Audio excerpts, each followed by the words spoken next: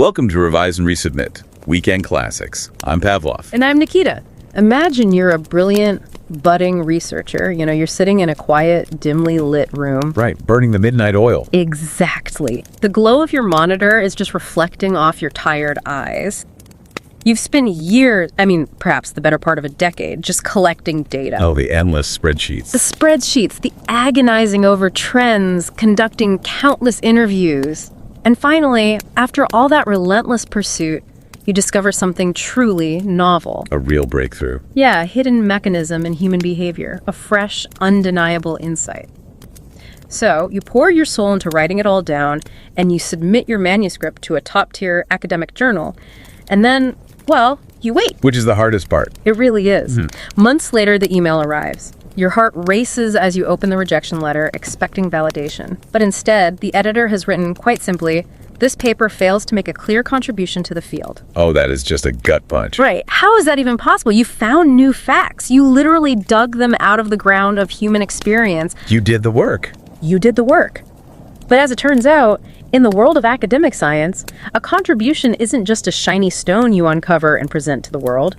It is a story like an architecture that you must carefully, meticulously, and persuasively construct. It is a profoundly devastating realization for many young scholars when they hit that wall. We're almost universally socialized to believe that the truth is self-evident. Yeah, that the facts speak for themselves. Exactly. We assume that if you just place a shiny new fact on the table, the sheer weight of its reality will cause everyone to gather around, applaud, and update their worldviews. Like, look at my rock. Look at my beautiful rock. Right. But the reality of publishing, and frankly, the reality of how human beings process any new knowledge, is infinitely more complex. It's never that simple. No. The facts, contrary to popular belief, do not speak for themselves. You have to give them a voice. You have to build the stage they stand on, light that stage, and convince the audience to look in that specific direction. And that beautiful, invisible architecture, the art of building the stage, is exactly what we are exploring today. It's such a crucial topic. It really is. We are looking at a masterclass of a paper today. It's a rigorously peer-reviewed article published in the prestigious Academy of Management Journal, which is, an FT50 listed journal. A very heavy hitter in the academic world. Absolutely. And the brilliant minds who reverse engineered this invisible process are Karen Locke from the College of William and Mary and Karen Golden-Biddle from the University of Alberta. Their work forces us to rethink everything we thought we knew about how science is communicated. Which makes it the perfect foundational text for anyone trying to decipher the landscape of management research, or really any rigorous academic discipline. Yeah, if you don't understand the rhetorical moves they identify in this paper, you are essentially trying to play a high-stakes game without knowing the rules. You're just wandering onto the field blind. And speaking of understanding the landscape, I want to take a brief moment for you, our listener, to contextualize where this specific conversation is rooted today. It's important context. Yeah. This paper by Locke and Golden-Biddle is actually a piece of supplementary reading suggested during the Session 3 lecture of the Virtual Summer School in Entrepreneurship Research 2026, or VSR 26 for short. Such a fantastic program. It really is. For those who aren't familiar, VSR is this phenomenal, completely free online event. It comprises a 5-session lecture series designed specifically to provide participants with an immersive, rigorous learning experience in entrepreneurship research. And I would add that the longevity of that initiative speaks volumes. It started back in 2021, so this is the 6th year they have run this no-fee summer school. 6 years of totally free access. Right. Providing that level of access to high-tier academic training without financial barriers is a massive service to the global research community. Absolutely. We really want to take a moment to sincerely thank the organizers, Professor Vishal K. Gupta and Dr. Athena Skidopoulou, both from the University of Alabama. They do incredible work. They really do. They are the ones spearheading this unique initiative. Their lecture sessions ran recently from May 4th, 2026 to May 8th, 2026. The impact they are having on nurturing young scholars is just immense. It is a vital resource. And, while we are taking a moment to address the academic community listening right now, I think it's also highly relevant to our discussion today to acknowledge some recent shifts in our own industry's landscape. Yeah, the landscape is definitely shifting. It is. We are well aware of the recent changes to the FT50 journal list for 2026. Yes, and we want to emphatically state that the outgoing journals from that list remain extremely prestigious. Oh, absolutely, without a doubt. We will absolutely continue to discuss their papers under our weekend classics and our regular Monday releases. For the convenience of new scholars joining us who might be confused by the shifting designations, we're going to affectionately refer to those outgoing publications as Emeritus FT-listed journals. I like that, Emeritus FT. It shows the respect they've earned. Right. Furthermore, we acknowledge the formal announcement regarding the cessation of production for the prestigious practitioner journal, MIT Sloan Management Review, starting in September 2026. Yeah, that administrative change is a significant moment, but it does not in any way diminish its massive contribution to the management research community over the last 6 decades. 60 years of incredible insights. Exactly. The insights published there have fundamentally shaped modern organizational thinking. We'll keep continuing to feature its articles in our Weekend Classics section as and when possible, because our priority here is literature impact and quality over any index or list. Which is how it should be. Yeah, as an academic community resource, we adhere strictly to those principles. The value of a text is in its ideas, not just its current administrative categorization. So thank you for your continued support as we navigate these changes together. We have a great community. We really do. And we strongly urge you to kindly make time to read this thoughtfully crafted and rigorously peer-reviewed article by Locke and Golden-Biddle. The link is right there in the show notes. Highly recommend clicking that link. So, to ground us, especially if you are brand new to academic research and perhaps just staring at a blank document, about to start your own research journey, let's provide a clear, jargon-free synthesis of what this paper actually does. Let's break it down. Locke and Golden-Biddle examine exactly how scientists use language, specifically in the introductions of their papers, to convince readers that their work matters. Just the introductions. Just the introductions. They analyzed 82 qualitative case study articles and discovered that writers must fundamentally execute 2 massive rhetorical maneuvers. Okay, 2 maneuvers. What's the first one? First, they have to build a coherent picture of the existing research. They have to make a space. Yeah. And second, they have to point out a problem, a flaw, or a gap in that picture. They have to fill that space. So make a space, fill a space. Exactly. Now, I need to push back on this premise just a little bit, because when I first read this, it felt almost, scandalous. Scandalous? How so? Well, it challenges a deeply held, almost sacred belief we have about science. From a very young age, we are taught the positivist view of science. We tend to think of scientific writing as a crystal clear window pane. The window pane metaphor. Yeah, you look through the glass and you see the objective truth of the universe on the other side. Like, if I measure the temperature of a chemical reaction, that's a fact. It exists whether I write a persuasive essay about it or not. That is the standard view, yes. But Locke and Golden-Biddle are telling us that this window pane prose is an illusion. They are arguing that knowledge isn't just found, it's enacted. Are they really saying that scientific truth is just a marketing campaign? I wouldn't call it a marketing campaign, but I totally understand why it feels jarring. What you are describing is the classic collision between positivism and constructivism. Right, those 2 big philosophical camps. Exactly. The traditional positivist view, your window pane view, argues that the world is composed of objective facts that exist entirely independently of human observation. Like the temperature of the chemical reaction. Right. And in that paradigm, the scientist's only job is to uncover those facts and report them in plain, unvarnished language. If a fact is true, its importance is supposedly self-evident. Just put it on the table and walk away. Right. But the constructivist view, championed by sociologists of science like Nora Satina, Latour, and Woolgar, argues that while physical reality exists, knowledge about that reality cannot be separated from the knower. So the temperature of the chemical reaction exists, but whether anyone in the scientific community cares about that temperature is what must be constructed. Precisely the distinction. A data point is just a data point.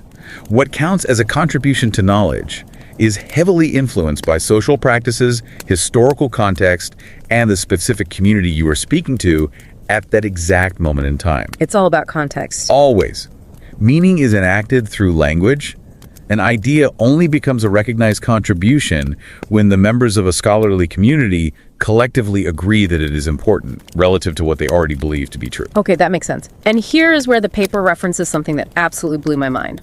They bring up a classic 1971 work by a sociologist named Murray Davis called That's interesting. Oh, that is such a brilliant piece of literature. It's amazing. Davis analyzed the most famous, impactful sociological theories in history, and he proposed something that flies in the face of pure objective science. What did he find? He said that the objective truth of a theory actually has far less to do with its impact than whether or not the scientific community finds the theory interesting. It is a phenomenal insight. Davis found a common thread among the most influential theories that they didn't just provide new, verified data. They actively challenged the accepted beliefs of their audience. They shook things up. Exactly. They took what the audience assumed was a settled truth and they flipped it. The rhetorical structure was essentially, you all believe that X is true, but what seems to be X is in reality non-X. You thought it was this, but it's actually that. Right. The contribution doesn't lie merely in validated, boring knowledge. As Carl Weick noted about organizational studies, a contribution lies in suggesting relationships and connections that had previously not been suspected. You have to surprise the reader. So going back to our devastated young researcher from the beginning, writing an academic paper is not like dropping a gold nugget on a jeweler's scale and expecting a payout. Definitely not. It's more like walking into a massive, incredibly crowded dinner party of intellectuals. Think about it. You can't just burst through the front door, ring a bell, and shout a random mathematically verified fact about supply chain logistics. People would look at you like you were crazy. They would just stare at you in silence, annoyed that you interrupted the music. To make a contribution, you first have to wander around the room. You have to listen to what different groups are talking about. Read the room, literally. Read the room. You have to figure out the flow of the conversation, validate what they are discussing to show you belong, and then smoothly introduce your new point so that it connects to their specific interests and challenges their assumptions. That is a much more accurate metaphor than the window pane. You are entering an ongoing historical conversation. To be heard, you must first demonstrate mastery over the conversation that precedes you. You have to prove you belong at the party. Exactly. You must use the accepted rhetorical practices, the specific language, the citations, the framing of that community to show you belong. Only after establishing that shared reality can you use those same tools to pivot the conversation in your new direction. To ground this for you, so you know exactly where Locke and Golden-Biddle derived these insights, they didn't just sit in a room and philosophize about this. They conducted a rigorous empirical investigation into the texts themselves. They gathered a lot of hard data. They did. They went to two of the most selective, prestigious journals in the management field, the Academy of Management Journal and Administrative Science Quarterly. Two absolute pillars of the field. Right. They pulled 82 qualitative case studies published over a 20-year period from 1976 to 1996, and they focused their microscopic analysis entirely on the introductions of these papers. Now, why just the introductions? Why not the methods or the sweeping conclusions? Well, because the introduction is the primary rhetorical staging ground. Regardless of when a researcher actually figured out their theory, maybe it was a light bulb moment in year 3 of a 10-year data collection process, the formal written publication demands that the opportunity for contribution is established right up front on page 1. It has to be right there at the start. It has to be. The introduction is where the theoretical traditions, the extant literature, and the justification for the new study are woven together into a single narrative. So they just looked at that specific chunk of text. Right. The authors focused on the text, starting from the first line after the abstract, continuing right up to the method section. On average, this was about 4.5 pages of incredibly dense, purposeful text per article. Wow, so that's a lot of material. Oh yeah. They analyzed over 350 pages of text in total to find the hidden patterns of persuasion. And from that massive, tedious analysis, they identified 2 core processes. Process 1 is what they call constructing intertextual coherence. Right, building the stage. In our dinner party analysis, this is the mapping phase. Before you can introduce your brilliant new idea, you must organize the existing knowledge to create a context. You have to show where everything sits. Exactly. You have to weave a chaotic network of thousands of existing disparate studies into a single legible literature. And the researchers found there are 3 distinct ways authors do this: synthesized coherence, progressive coherence, and non-coherence. Let's start with the first one, synthesized coherence. Synthesized coherence is perhaps the most intellectually demanding and creative of the 3. It occurs when an author cites and draws connections between research streams that are not typically cited together. So pulling from totally different areas. Right. The author is essentially suggesting the existence of a completely undeveloped research area. They are hinting that researchers working in totally different domains who never speak to each other are actually circling common underlying ideas. So the author is playing academic matchmaker. They are pointing out that two different groups of scientists are actually working on the exact same puzzle, but because they use different jargon, they haven't realized it yet. That's a great way to put it. They are inventing or reinventing a topic for inquiry by surfacing what is implicit in other works. They're finding the invisible threads. Exactly. The paper highlights 3 textual acts involved in this, formulating an overarching idea, constructing congruent relationships to create common ground, and reinterpreting previous work to show an underlying consensus. Let's look at the specific examples the paper provides, because seeing the actual language is wild. They cite a 1983 paper by Stephen Barley. Oh, that's a great example. It is. Barley is trying to bring together the literature on organizational culture and the literature on organizational symbolism. Now, these might seem related to us today, but at the time, they were heterogeneous, completely separate streams. Totally different conversations at the dinner party. Exactly. And Barley writes that despite discrepant pragmatic aims, these literatures share a family resemblance. I am fascinated by that phrase, family resemblance. It is doing so much heavy psychological lifting. It absolutely is. By using the phrase family resemblance, or saying two fields are intellectually akin, the author is executing a deliberate rhetorical practice. Barley is textually forcing a congruency that didn't exist before he wrote that sentence. He just willed it into existence with a metaphor. Pretty much. Another brilliant example Locke and Golden-Biddle highlight is from Raffaele and Sutton in 1991. They were writing about how organizations try to influence the emotions of their employees. Emotion work. Right. Yeah. And to build their stage, they pulled from literature on leadership, social support, and ingratiation. Highly divergent streams.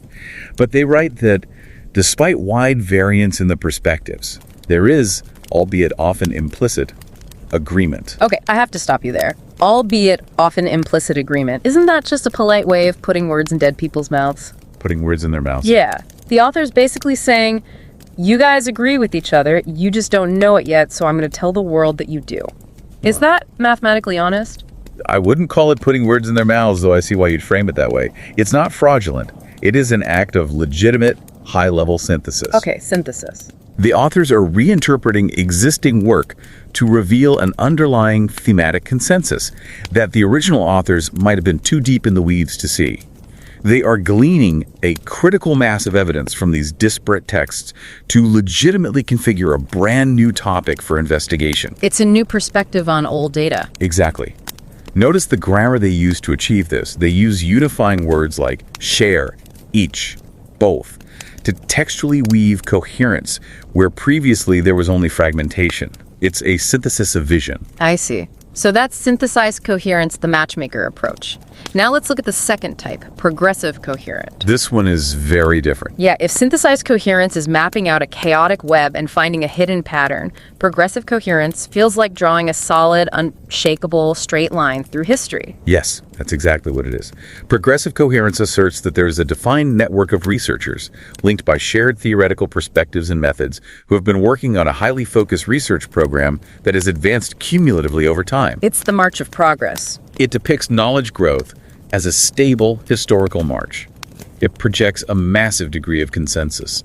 The language used here is so comforting to read. It's the academic equivalent of sitting by a warm fire and being told, we have a rich history, we all agree on the basics, and we are marching confidently into the future together. It really is a cozy feeling. But how exactly do they build that feeling of security in the text? What are the mechanical levers? Well, they use highly specific rhetorical practices to signal maturity and unanimous agreement. One primary practice is referencing the time devoted to a topical area. Bringing in the history. Right. You will frequently see introductions starting with grand, sweeping temporal phrases like over the past 15 years or in recent decades or historically. They're literally writing time into the presentation to give the literature the weight of age and endurance. The paper mentions an example from Mintzberg and Waters in 1982 where they write, in the literature, strategy always has been defined. Using the word always in a scientific paper is an absolute massive flex. Oh, it is a huge flex. It implies an unbroken chain of agreement spanning the entirety of human history. It is a flex, and it is a highly calculated one. It shuts down debate about the premise. Another practice they identify is serializing contributions. What does that look like? An author will list one study after another chronologically to show a history of logical, step-by-step development.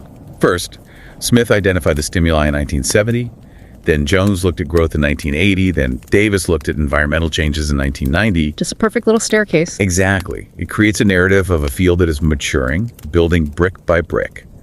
And they pair this seamlessly with the practice of constructing dense citation lists. The dreaded citation wall. I remember being a student reading papers and hitting a sentence followed by a bracket with 8 names and years crammed into it, separated by semicolons. A giant block of text. A massive block. You look at that and think, wow, this must be an absolute, undeniable law of physics if this many people agree.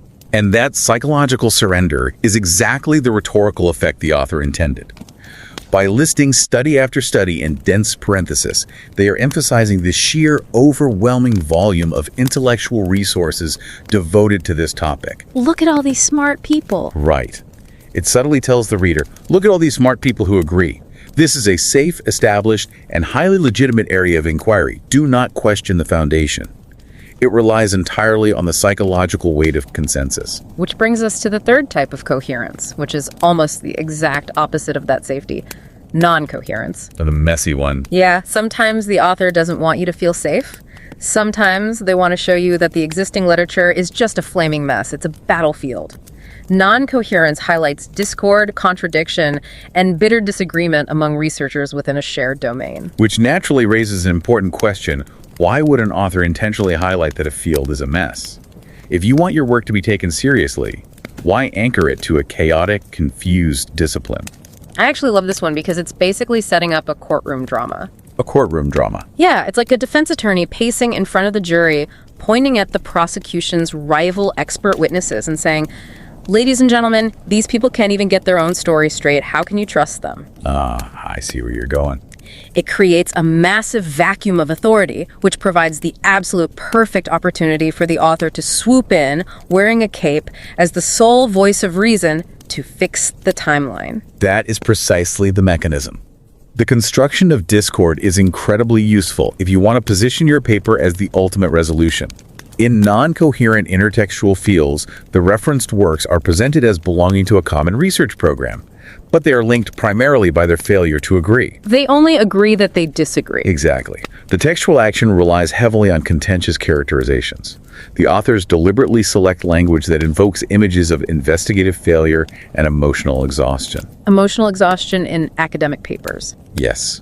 Locke and Golden-Biddle cataloged phrases like contradictory assessments, non-consensus, competing explanations, major controversy, and my personal favorite, depressing disputes. Depressing disputes. You can practically hear the author sighing through the text. Look at all these brilliant minds squabbling, it's so depressing, but don't worry, my methodology will finally settle this. They position themselves as the savior. They really do. They also use a practice called dichotomizing the literature, right? How does that work in practice? Dichotomizing sets up the existing research as two warring camps. The text will read, on the one hand, we are told X, by this faction, on the other hand, this opposing literature contends Y. Drawing battle lines. Right. Or they practice what Locke and Golden-Biddle call negating findings, where the author explicitly records how previous researchers have outright nullified each other's empirical work over the years. They paint a picture of a body of research that is paralyzed by confusion. Okay, so let's synthesize process 1 before we move on. To make a contribution, you cannot just drop your data.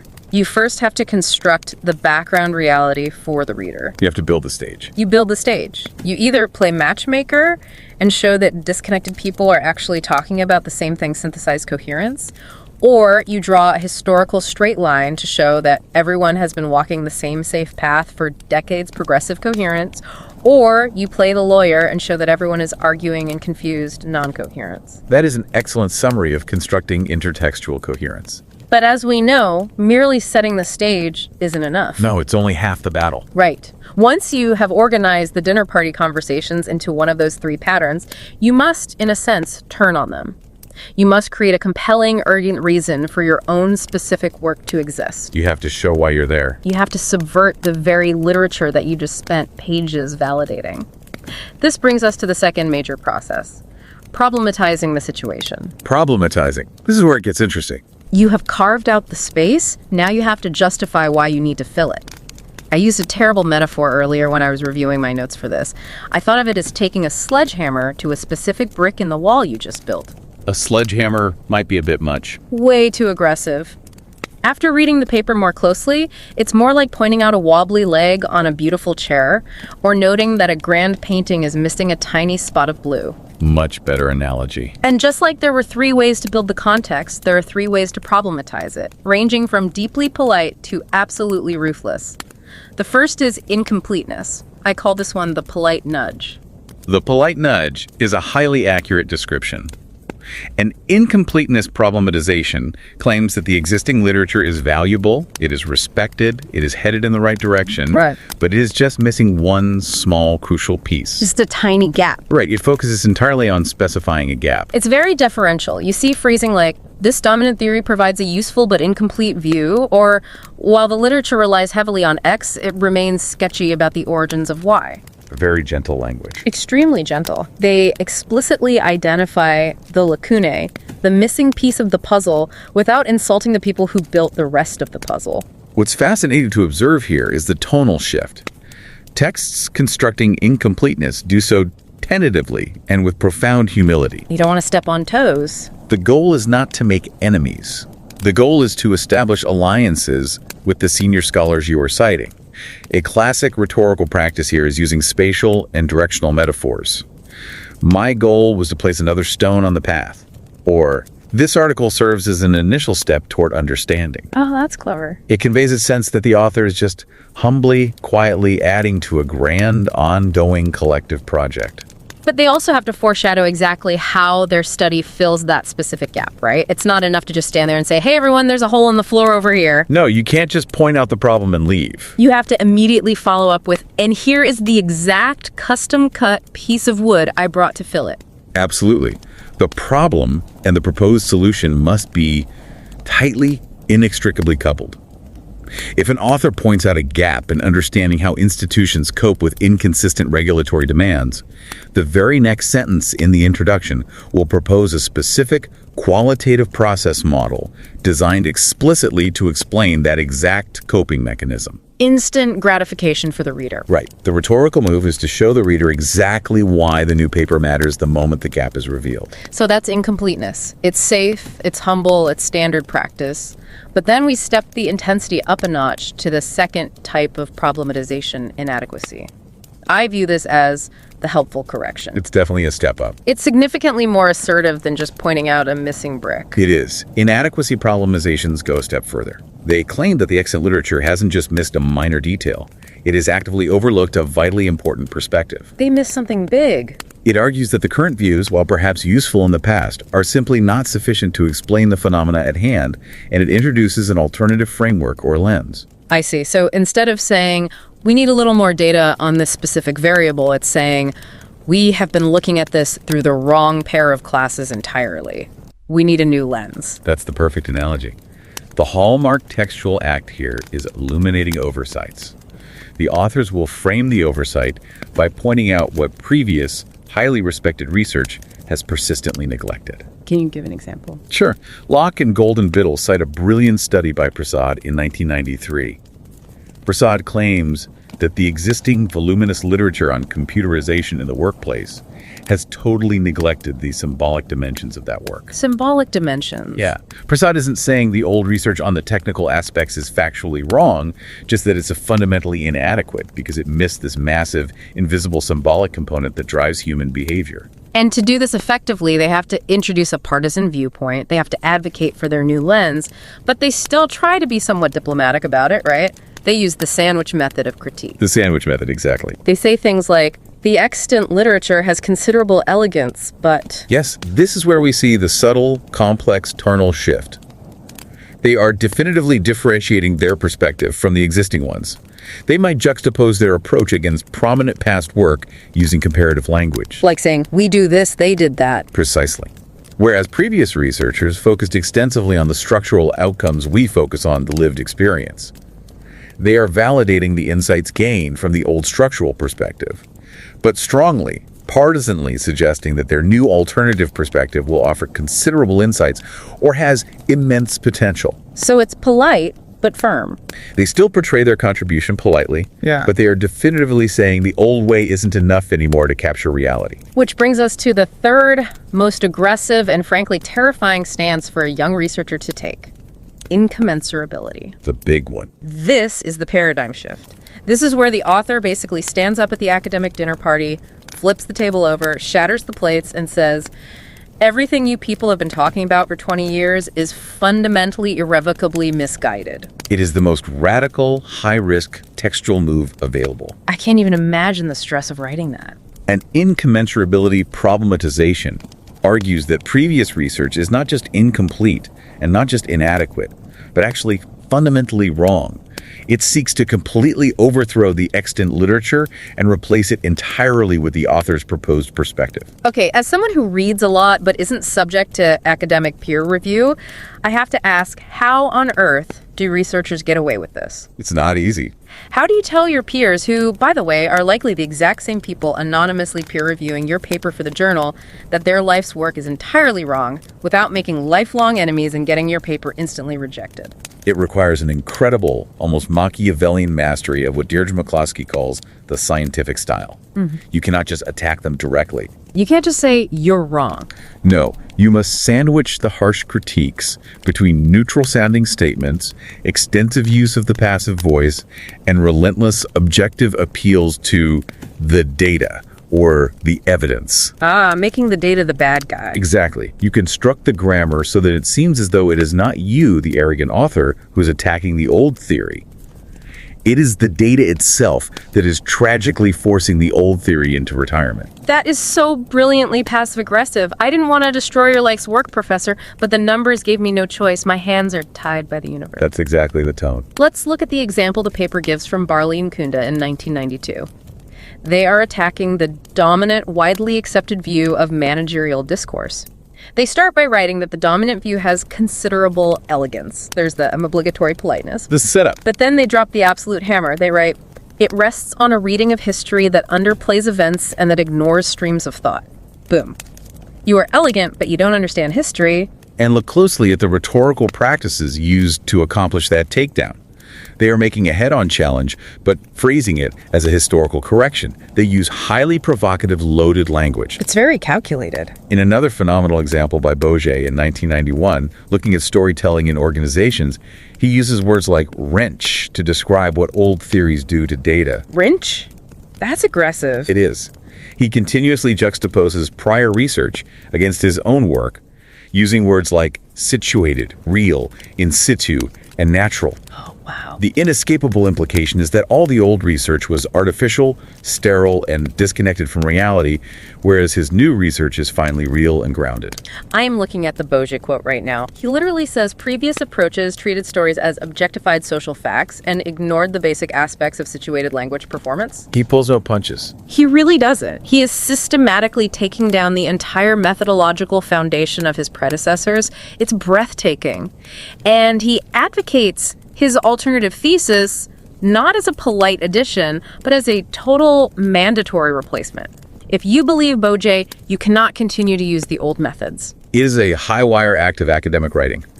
You are actively provoking the reader into critiquing the extant views they hold dear and adopting yours. But you absolutely must maintain the pretense of scientific objectivity while doing so. You have to wear the lab coat while you flip the table. Precisely. And as Locke and Golden-Biddle astutely note, even these aggressive texts rely heavily on an extant literature to challenge and displace. They need the giant to exist so they can slay it in front of an audience. Without the giant, there is no glory in the kill. Okay, so we've mapped the terrain thoroughly. That's process 1, intertextual coherence, and we've dug our hole in it, whether with a polite trowel or dynamite. That's process 2, problematizing. Right, the two halves of the equation. What happens when we put these two massive processes together?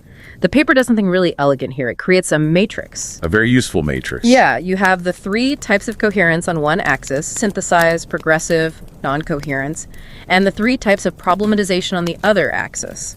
incompleteness, inadequacy, incommensurability. This gives us 9 possible, distinct ways to construct a theoretical contribution. And if we step back and connect this to the bigger picture of how disciplines evolve, this 3x3 matrix explains the incredible, necessary variety in how significance is claimed across different moments in a field's history. It's like a menu of persuasion. Exactly. Let's walk through how these combinations actually function in the wild, because it is illuminating. The most common standard route, the one you will see in the vast majority of published papers, is combining progressive coherence with an incompleteness problematization. The straight line and the polite nudge. Exactly. Picture the architecture. You spend 3 dense pages outlining how a specific research program has grown cumulatively over 20 years. You cite everyone densely. The citation wall. You build a massive, impenetrable wall of consensus. And then, at the very end of the introduction, you politely note, however, this incredibly robust and valuable literature has not yet examined this one specific variable in this particular context. This study takes an initial step to fill that gap. So safe. It is safe. It is highly respectful of the reviewers. It supplements what already exists. It seeks refinement and ongoing incremental development. It's the bread and butter of academic publishing. You aren't rocking the boat, you're just adding a slightly nicer, newer sail. But the matrix also reveals some wild anomalies. It really does. Let's talk about the combinations that make you stop and say, wait, how on earth did they pull that off? What happens if you pair synthesized coherence with inadequacy? That is a fascinating combination. You play matchmaker first. You pull from psychology, economics, and sociology to show that there is a hidden conversation happening. You find the family resemblance. Right. But then, instead of just adding to it, you say, even though these fields are circling the same idea, their combined approach is still inadequate to explain the modern workplace. We need a totally new framework that transcends all 3. Wow. You're creating a new world just to tell everyone their old lenses still don't work in it. That takes a lot of confidence. It really does. What about non-coherence paired with incompleteness? That seems contradictory. Everything is a burning mess of depressing disputes, and I'm just going to add one tiny missing brick to the fire. It does seem counterintuitive. But it happens when a researcher wants to map a chaotic field, but isn't ready to claim they have the ultimate theory of everything. They want to help, but not fix the whole thing. Exactly. They might say, the literature is deeply divided into 2 warring camps. However, neither camp has looked at demographic data. By filling this gap of incompleteness, we might begin to see a path toward resolution. It uses the chaos to justify the need for a very specific, limited type of new data. That's very tactical. But the absolute most striking anomaly in the entire matrix, the one that really caught my eye, is the combination of progressive coherence with incommensurability. Yes, the ultimate plot twist. Right, because think about what that physically requires the author to do. You just spent 4 pages building up this beautiful, solid narrative of how everyone in the field has agreed on this one theory for decades. You praised it. You use the word always. You show cumulative progress. You construct dense citation walls. You prove beyond a shadow of a doubt that the paradigm is dominant, universally accepted, and historically unshadable. And then you flip the table and try to completely overthrow it. It's a bold move. How does that even work logically? Why would you build up the wall with such care just to hit it with a wrecking ball? Why not just use non-coherence and say the literature was a mess from the start? That is the genius of it, and it brings us right back to Murray Davis's concept of what makes a theory truly interesting to human beings. Okay, tie that together for me. If you attack a field that is already a known mess, non-coherence people might just shrug. They'll read your paper and say, yeah, we know the field is a mess, so what else is new? Your contribution is just sorting out the mess. It's just janitorial work. Exactly, it's janitorial work. Yeah. But if you attack a field that everyone comfortably believes is deeply settled, if you orchestrate a dramatic, soaring buildup of a long-established, universally agreed-upon truth, and then you mount a tenacious, logically flawless undermining of it that is intellectually thrilling. It creates a shockwave. It creates a profound sense of vertigo for the reader. It's the sixth sense of academic writing. You lead the reader down a path they feel completely secure on, they trust you, and then you pull the rug out. You say, everything you confidently know to be true, everything I just summarized for you, is actually an illusion based on a flawed premise. And that takes immense, once-in-a-generation rhetorical skill. You have to convince the reader that the giant is real before you slay it, so the death of the giant means something. It has to have stakes. High stakes. The paper notes that only 3 texts in their entire sample of 82 top-tier publications managed to pull this off successfully. Barley and Kunda in 1992, Bourget in 1991, and Mintzberg and Waters in 1982. Just 3 out of 82. Just 3. They orchestrated that dramatic buildup specifically to make their negation of it feel explosive and paradigm-shifting. It demonstrates, perhaps more than anything else in the paper, that the consent that licenses a textual contribution is, in no small part, of the writer's own making. They write the rules. They do. They aren't just reporting on the state of the literature. They are actively, aggressively shaping the reader's perception of the literature to maximize the impact of their own entrance. It really makes you reflect on the sheer creativity required in academic writing. We culturally think of scientists as cold data processors, right? Just people in lab coats or tweed jackets moving numbers from one column to another. Just objective observers. Right. But they are actually master storytellers. They are architects of reality. They aren't just writing window-pane prose where facts shine through clearly. They are deeply engaged in the art of persuasion, shaping intertextual fields, and violently or politely carving out space for their own existence. It permanently shatters the illusion of objectivity in the introduction of a paper. The authors of this study, Locke and Golden-Biddle, make a profound, almost philosophical point in their conclusion. What's the takeaway there? They state that uniqueness, or novelty, isn't an inherent physical property of a fact. A fact isn't intrinsically unique. Uniqueness is an attribution that organization scholars make to works that they collectively understand to be important to the community. Because it's a social label. Exactly. Uniqueness is textually produced and socially legitimated. It's a shorthand scholars use to indicate a work of value, but that value was constructed meticulously through these very specific rhetorical processes. So, bringing this all back down to earth, what are the key takeaways here for the academics, the new researchers, the graduate students listening who are staring at a blinking cursor on a blank Word document right now, terrified of getting that rejection letter? What should they internalize from this? The single biggest lesson is that you cannot rely on your data to speak for itself. You can't just put the shiny rock on the table. No. You can have the most groundbreaking empirical findings in the world.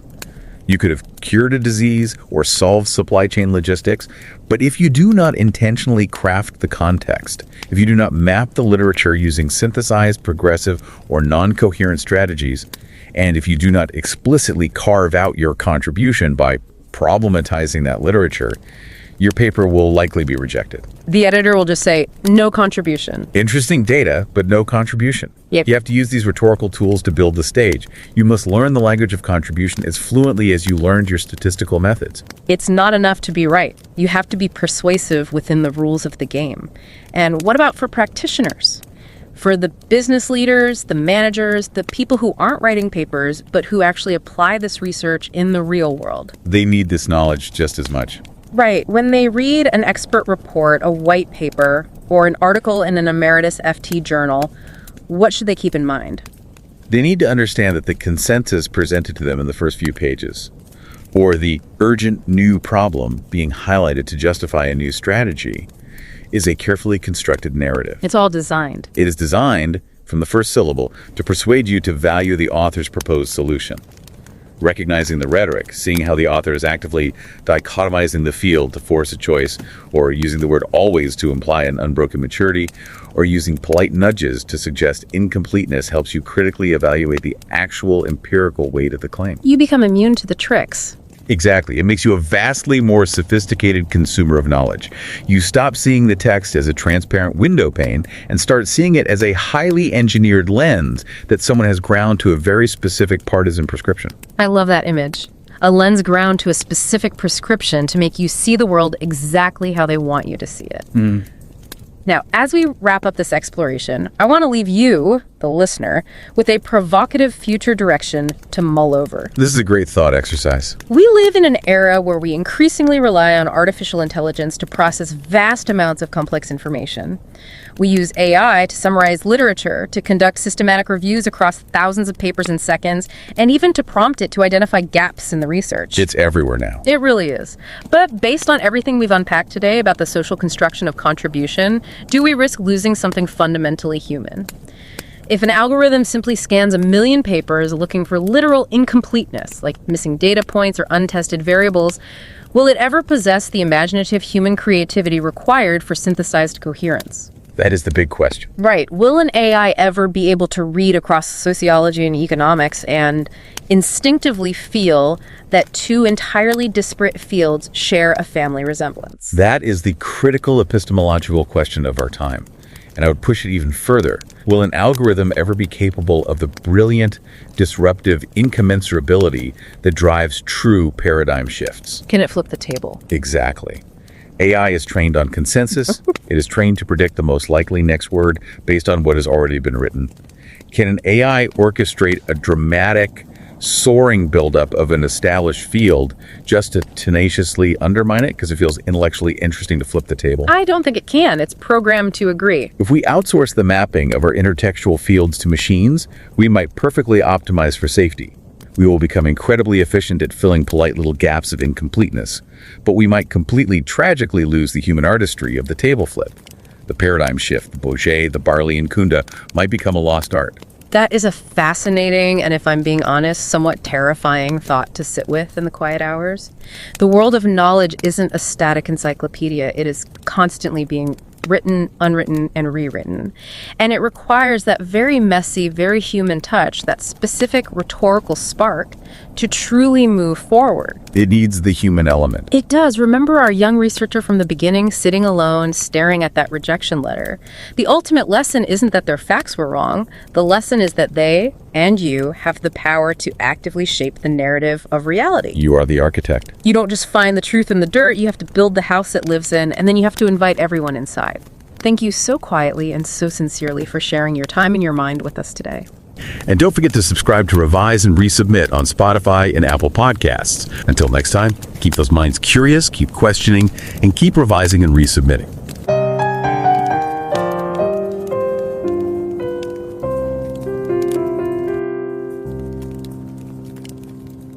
Revise and রিসাবমিটের weekend classics পর্বে আপনাদের স্বাগত। আমি Pavlov. আর আমি নিকিতা। আচ্ছা, ধরুন বেশ জমজমাট একটা পার্টি চলছে, চারদিকে মানুষজন, দারুণ একটা হাসি খুশির পরিবেশ। সবাই খুব আড্ডায় মগ্ন আর কি। হ্যাঁ, ঠিক তাই। আর হঠাৎ একজন মানুষ একদল মানুষের মাঝখানে এসে দাঁড়ালেন, একটু গলা খাকারি দিলেন, আর অত্যন্ত গুরুত্বপূর্ণ, হয়তো যুগান্তকারী কোনো একটা বৈজ্ঞানিক তত্ত্ব নিয়ে কথা বলে উঠলেন। আর তারপর কেউ শুনল তার কথা। অদ্ভুত ব্যাপার হলো, কেউ তার কথায় কানই দিল না। সবাই এক মুহূর্তের জন্য ভ্রু কুঁচকে তাকালো, তারপর আবার নিজেদের আড্ডায় ফিরে গেল। এর কারণটা কিন্তু খুব পরিষ্কার। ওই মানুষটি জানতেনই না যে সেখানে ঠিক কোন প্রসঙ্গে আলোচনা হচ্ছিল। একদম তাই। হয়তো তারা কথা বলছিল ফুটবল নিয়ে, আর তিনি হুট করে ব্ল্যাক হোল নিয়ে কথা বলা শুরু করলেন। আগের কথার কোনো খেই না ধরে, কোনো প্রেক্ষাপট তৈরি না করে কথা বললে এমনই হয়। আর মজার ব্যাপার হলো, একাডেমিক গবেষণার বিশাল জগতেও কিন্তু ঠিক এই একই ঘটনা ঘটে। আমরা প্রায়ই ভাবি যে ল্যাবে বসে কোনো একটা দারুণ ডেটা পেলেই হয়তো দুনিয়া সেটা লুফে নেবে, তাই না? গবেষণার দুনিয়ায় এর চেয়ে বাস্তব চিত্র আর হতে পারে না। বাস্তবে একটি অসাধারণ বৈজ্ঞানিক আবিষ্কারও অনেক সময় স্বীকৃতি পায় না, জার্নালের আর্কাইভে অন্ধকারে হারিয়ে যায়। যতক্ষণ না একজন গবেষক অত্যন্ত সুকৌশলে প্রমাণ করতে পারছেন যে তার কাজটি আগের হাজার হাজার গবেষণার বিশাল ক্যানভাসের সাথে ঠিক কোথায় এবং কিভাবে যুক্ত, ততক্ষণ সেই কাজটির দিকে কেউ ফিরেও তাকায় না। ঠিক। আর ঠিক এই জায়গাটিতেই আমাদের আজকের এই সাহিত্য আলোচনার সূত্রপাত। হ্যাঁ, আমরা আজ এমন একটি পেপার নিয়ে কথা বলছি যা একাডেমিক লেখার এই মনস্তাত্ত্বিক দিকটি, বা বলা যায় এই যে গল্প বলার সূক্ষ্ম কৌশল, সেটা উন্মোচন করেছে।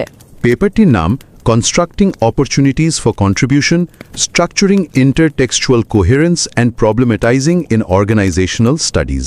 বেশ লম্বা নাম। এর রচয়িতা হলেন কলেজ অফ উইলিয়াম অ্যান্ড মেরিয়ের ক্যারেন লকি এবং ইউনিভার্সিটি অফ আলবার্টার ক্যারেন গোল্ডেন-বিডল। আর এটি প্রকাশিত হয়েছিল অত্যন্ত মর্যাদাপূর্ণ একাডেমি অফ ম্যানেজমেন্ট জার্নালে। হ্যাঁ, যারা একাডেমিক দুনিয়ার খবর রাখেন তারা জানেন এটি একটি প্রথম সারির FT50 FT50 তালিকাভুক্ত জার্নাল। পেপারটির প্রভাব আসলেই অনেক সুদূরপ্রসারী। পেপারটি কিভাবে একাডেমিক সমাজকে নাড়া দিয়েছে তার একটা বড় প্রমাণ হল the virtual summer school in entrepreneurship research 2026।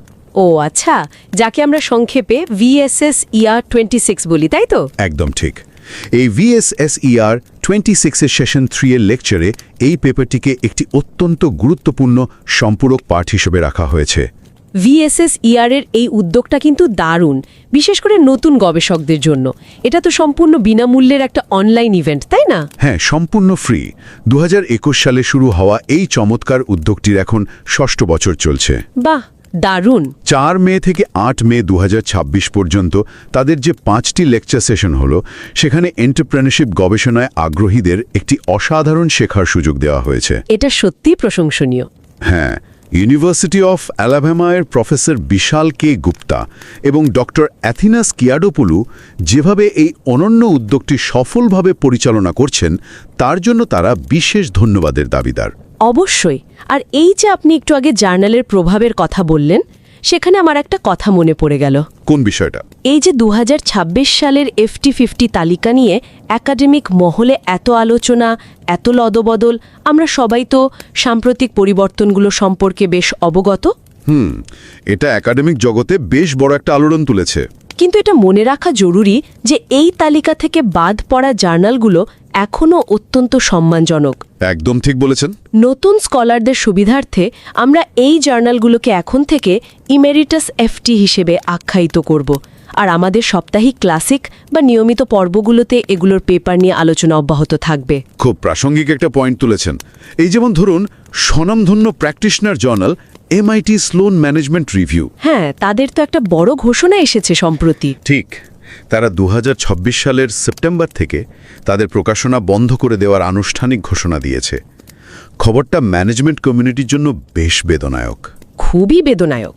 কিন্তু গত 6 দশক ধরে ম্যানেজমেন্ট গবেষণায় তাদের যে বিশাল অবদান, সেটা তো আর কোনোভাবেই মুছে যাওয়ার নয়। একদমই মুছে যাওয়ার নয়। আর সে কারণেই সুযোগ পেলেই আমাদের উইকেন্ড ক্লাসিক বিভাগে তাদের প্রবন্ধগুলো তুলে ধরা হবে।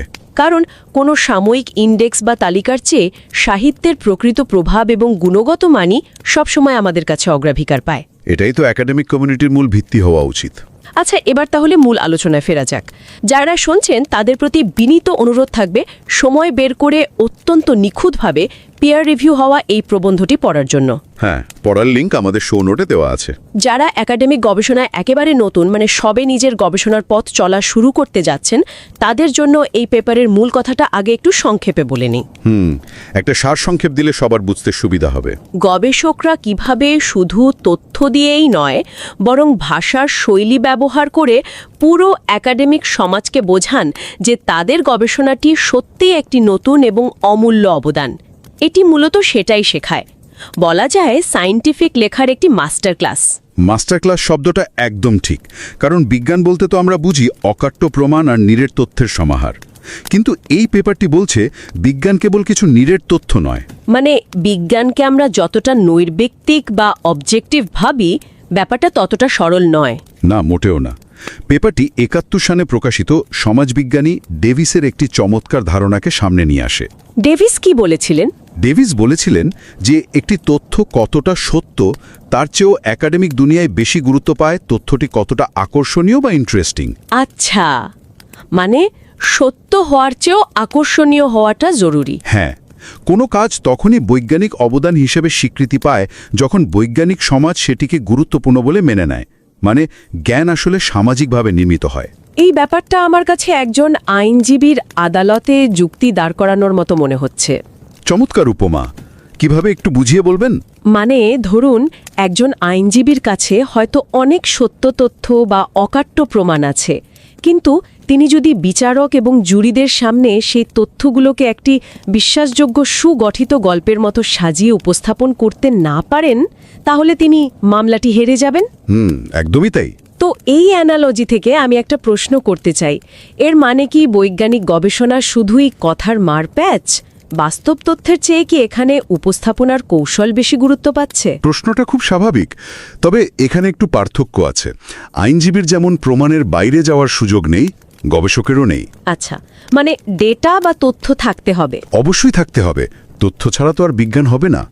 কিন্তু সেই তথ্যকে প্রাসঙ্গিক করতে হয়। লেখকরা 1976 থেকে 1996 সাল পর্যন্ত প্রকাশিত 82টি গুণগত গবেষণাপত্র বিশ্লেষণ করেছেন। বা 82টি পেপার, বেশ বড় কাজ। তো তারা কি দেখলেন? তারা দেখেছেন যে একটি নতুন গবেষণাকে গ্রহণযোগ্য করতে গবেষকরা অত্যন্ত সুকৌশলে দুটি মূল প্রক্রিয়া ব্যবহার করেন। প্রক্রিয়া দুটি কি কি? প্রথমটি হল পূর্ববর্তী কাজের বা সাহিত্যের সাথে একটি সংযোগ বা সেতুবন্ধন তৈরি করা, আর দ্বিতীয়টি হল সেই আগের কাজের মধ্যেই কোনো ত্রুটি বা সীমাবদ্ধতা খুঁজে বের করা। তাহলে প্রথম প্রক্রিয়াটি নিয়ে একটু বিস্তারিত কথা বলা যাক, যাকে পেপারের ভাষায় বলা হচ্ছে স্ট্রাকচারিং ইন্টারটেক্সচুয়াল কোহেরেন্স। হ্যাঁ, মানে আগের লিটারেচারের একটি বলয় বা সামঞ্জস্য তৈরি করা। কোনো নতুন কথা বলার আগে গবেষককে প্রমাণ করতে হয় যে তিনি আগের কাজগুলো সম্পর্কে জানেন। পেপারটি বলছে যে লেখকরা নাকি তিনভাবে এই পূর্ববর্তী সাহিত্যের বলয় বা কোহেরেন্স তৈরি করেন। প্রথম ধরনটিকে বলা হচ্ছে সমন্বিত সামঞ্জস্য বা সিনথেসাইজড কোহেরেন্স। এটা আসলে কিভাবে কাজ করে? এটা হলো এমন একটা প্রক্রিয়া যেখানে আগে কোনো সম্পর্ক ছিল না, কিন্তু গবেষক সেখানে বিভিন্ন বিচ্ছিন্ন গবেষণাকে এক সুতোয় গাঁথেন। এটা কি অনেকটা ওই গোয়েন্দা সিনেমায় দেখা মার্ডার বোর্ডের মতো? Murder board? হ্যাঁ, মানে যেখানে বোর্ডে অনেকগুলো আলাদা আলাদা ছবি পিন করা থাকে আর গোয়েন্দা তার লাল সুতো দিয়ে একটার সাথে আরেকটার কানেকশন বের করেন। মার্ডার বোর্ডের লাল সুতোর এই উপমাটা একদম নিখুঁত। হ্যাঁ, সমন্বিত সামঞ্জস্য ঠিক এভাবেই কাজ করে। ধরুন, তিনটি আলাদা বিষয়ের উপর অনেক গবেষণা হয়েছে, কিন্তু আপাত দৃষ্টিতে এদের মধ্যে কোনো সম্পর্ক নেই। বুঝতে পারছি। তখন একজন নতুন গবেষক তার পেপারে এই ভিন্ন ভিন্ন কাজগুলোকে এক জায়গায় নিয়ে আসেন। তিনি তার লেখনীর মাধ্যমে সেখানে একটি নতুন ছাতা তৈরি করে বিচ্ছিন্ন কাজগুলোকে এক সুতোয় গাঁথেন। মানে তিনি নিজেই একটা নতুন প্রেক্ষাপট তৈরি করে নিচ্ছেন। দারুণ কৌশল। এর পরের প্রক্রিয়াটি হল ক্রমবর্ধমান সামঞ্জস্য বা প্রোগ্রেসিভ কোহেরেন্স। এটা কি রিলে রেসের মতো? হ্যাঁ, রিলে রেসের সাথে একে মেলানো যায়। এখানে গবেষক দেখান যে একটি নির্দিষ্ট বিষয়ে দীর্ঘদিন ধরে অনেক কাজ হচ্ছে এবং সবাই একটি নির্দিষ্ট রৈখিক পথে এগোচ্ছে। আচ্ছা, মানে আগের গবেষক যেখানে শেষ করেছেন আমি সেখান থেকে শুরু করছি, এরকম কিছু? একদম তাই। গবেষক বোঝাতে চান যে আমরা সবাই একটা নির্দিষ্ট গন্তব্যের দিকে যাচ্ছি এবং আমার আজকের গবেষণাটি হলো এই রিলে রেসের ঠিক পরের যৌক্তিক ধাপ। এই দুটো ধরন তো বেশ গোছানো, কিন্তু তৃতীয় ধরনটি আমার কাছে সবচেয়ে কৌতূহলোদ্দীপক লাগছে, অসামঞ্জস্য বা নন কোহেরেন্স। এটা একটু আলাদা ধরনের। এখানে গবেষক বলছেন যে আগের গবেষকদের মধ্যে তীব্র মতবিরোধ বা বিতর্ক রয়েছে, কিন্তু আমার এখানে একটা খটকা লাগছে। কি খটকা? গবেষকরা কি সত্যি এমন বিশৃঙ্খল বিতর্ক খুঁজে পান, নাকি তারা নিজেদের কাজের সুবিধার্থে ইচ্ছামতো আগের গবেষণাগুলোকে বেছে নেন? মানে একে তো এক ধরনের চেরি পেকিং বা নিজেদের সুবিধা মতো ইতিহাস নতুন করে লেখা বলা যায়, তাই না? এটা খুব চমৎকার একটা প্রশ্ন। তবে এটাকে সরাসরি জালিয়াতি বা চেরি পিকিং বলা যাবে না, বরং এটা হলো দৃষ্টিকোণের বিষয়। মানে গবেষক নিজে একটা ফ্রেম তৈরি করছেন। ঠিক। ধরুন, একজন গবেষক যখন একটি নতুন জানালা খুলতে চান, তখন তাকে ঘরের আগের আসবাবপত্রগুলো একটু এদিক ওদিক সরিয়ে গুছিয়ে নিতে হয়। আচ্ছা, যাতে নতুন জানালা দিয়ে আলো ঠিকমতো প্রবেশ করতে পারে। ঠিক ধরেছেন। বিজ্ঞানীদের জগতে সবসময় ছোটখাটো মতবিরোধ থাকে। গবেষক তার লেখনী দিয়ে সেই ছোট মতবিরোধগুলোকে একটু বড় করে দেখান। তারা প্রমাণ করতে চান যে আগের সাহিত্যে একটা বিশৃঙ্খল অবস্থা বিরাজ করছে। আরে বিশৃঙ্খলাটা দেখানো কেন জরুরি? কারণ এই বিশৃঙ্খলা বা দ্বন্দ্বের সমাধান হিসেবেই তিনি তার নিজের কাজটিকে উপস্থাপন করবেন।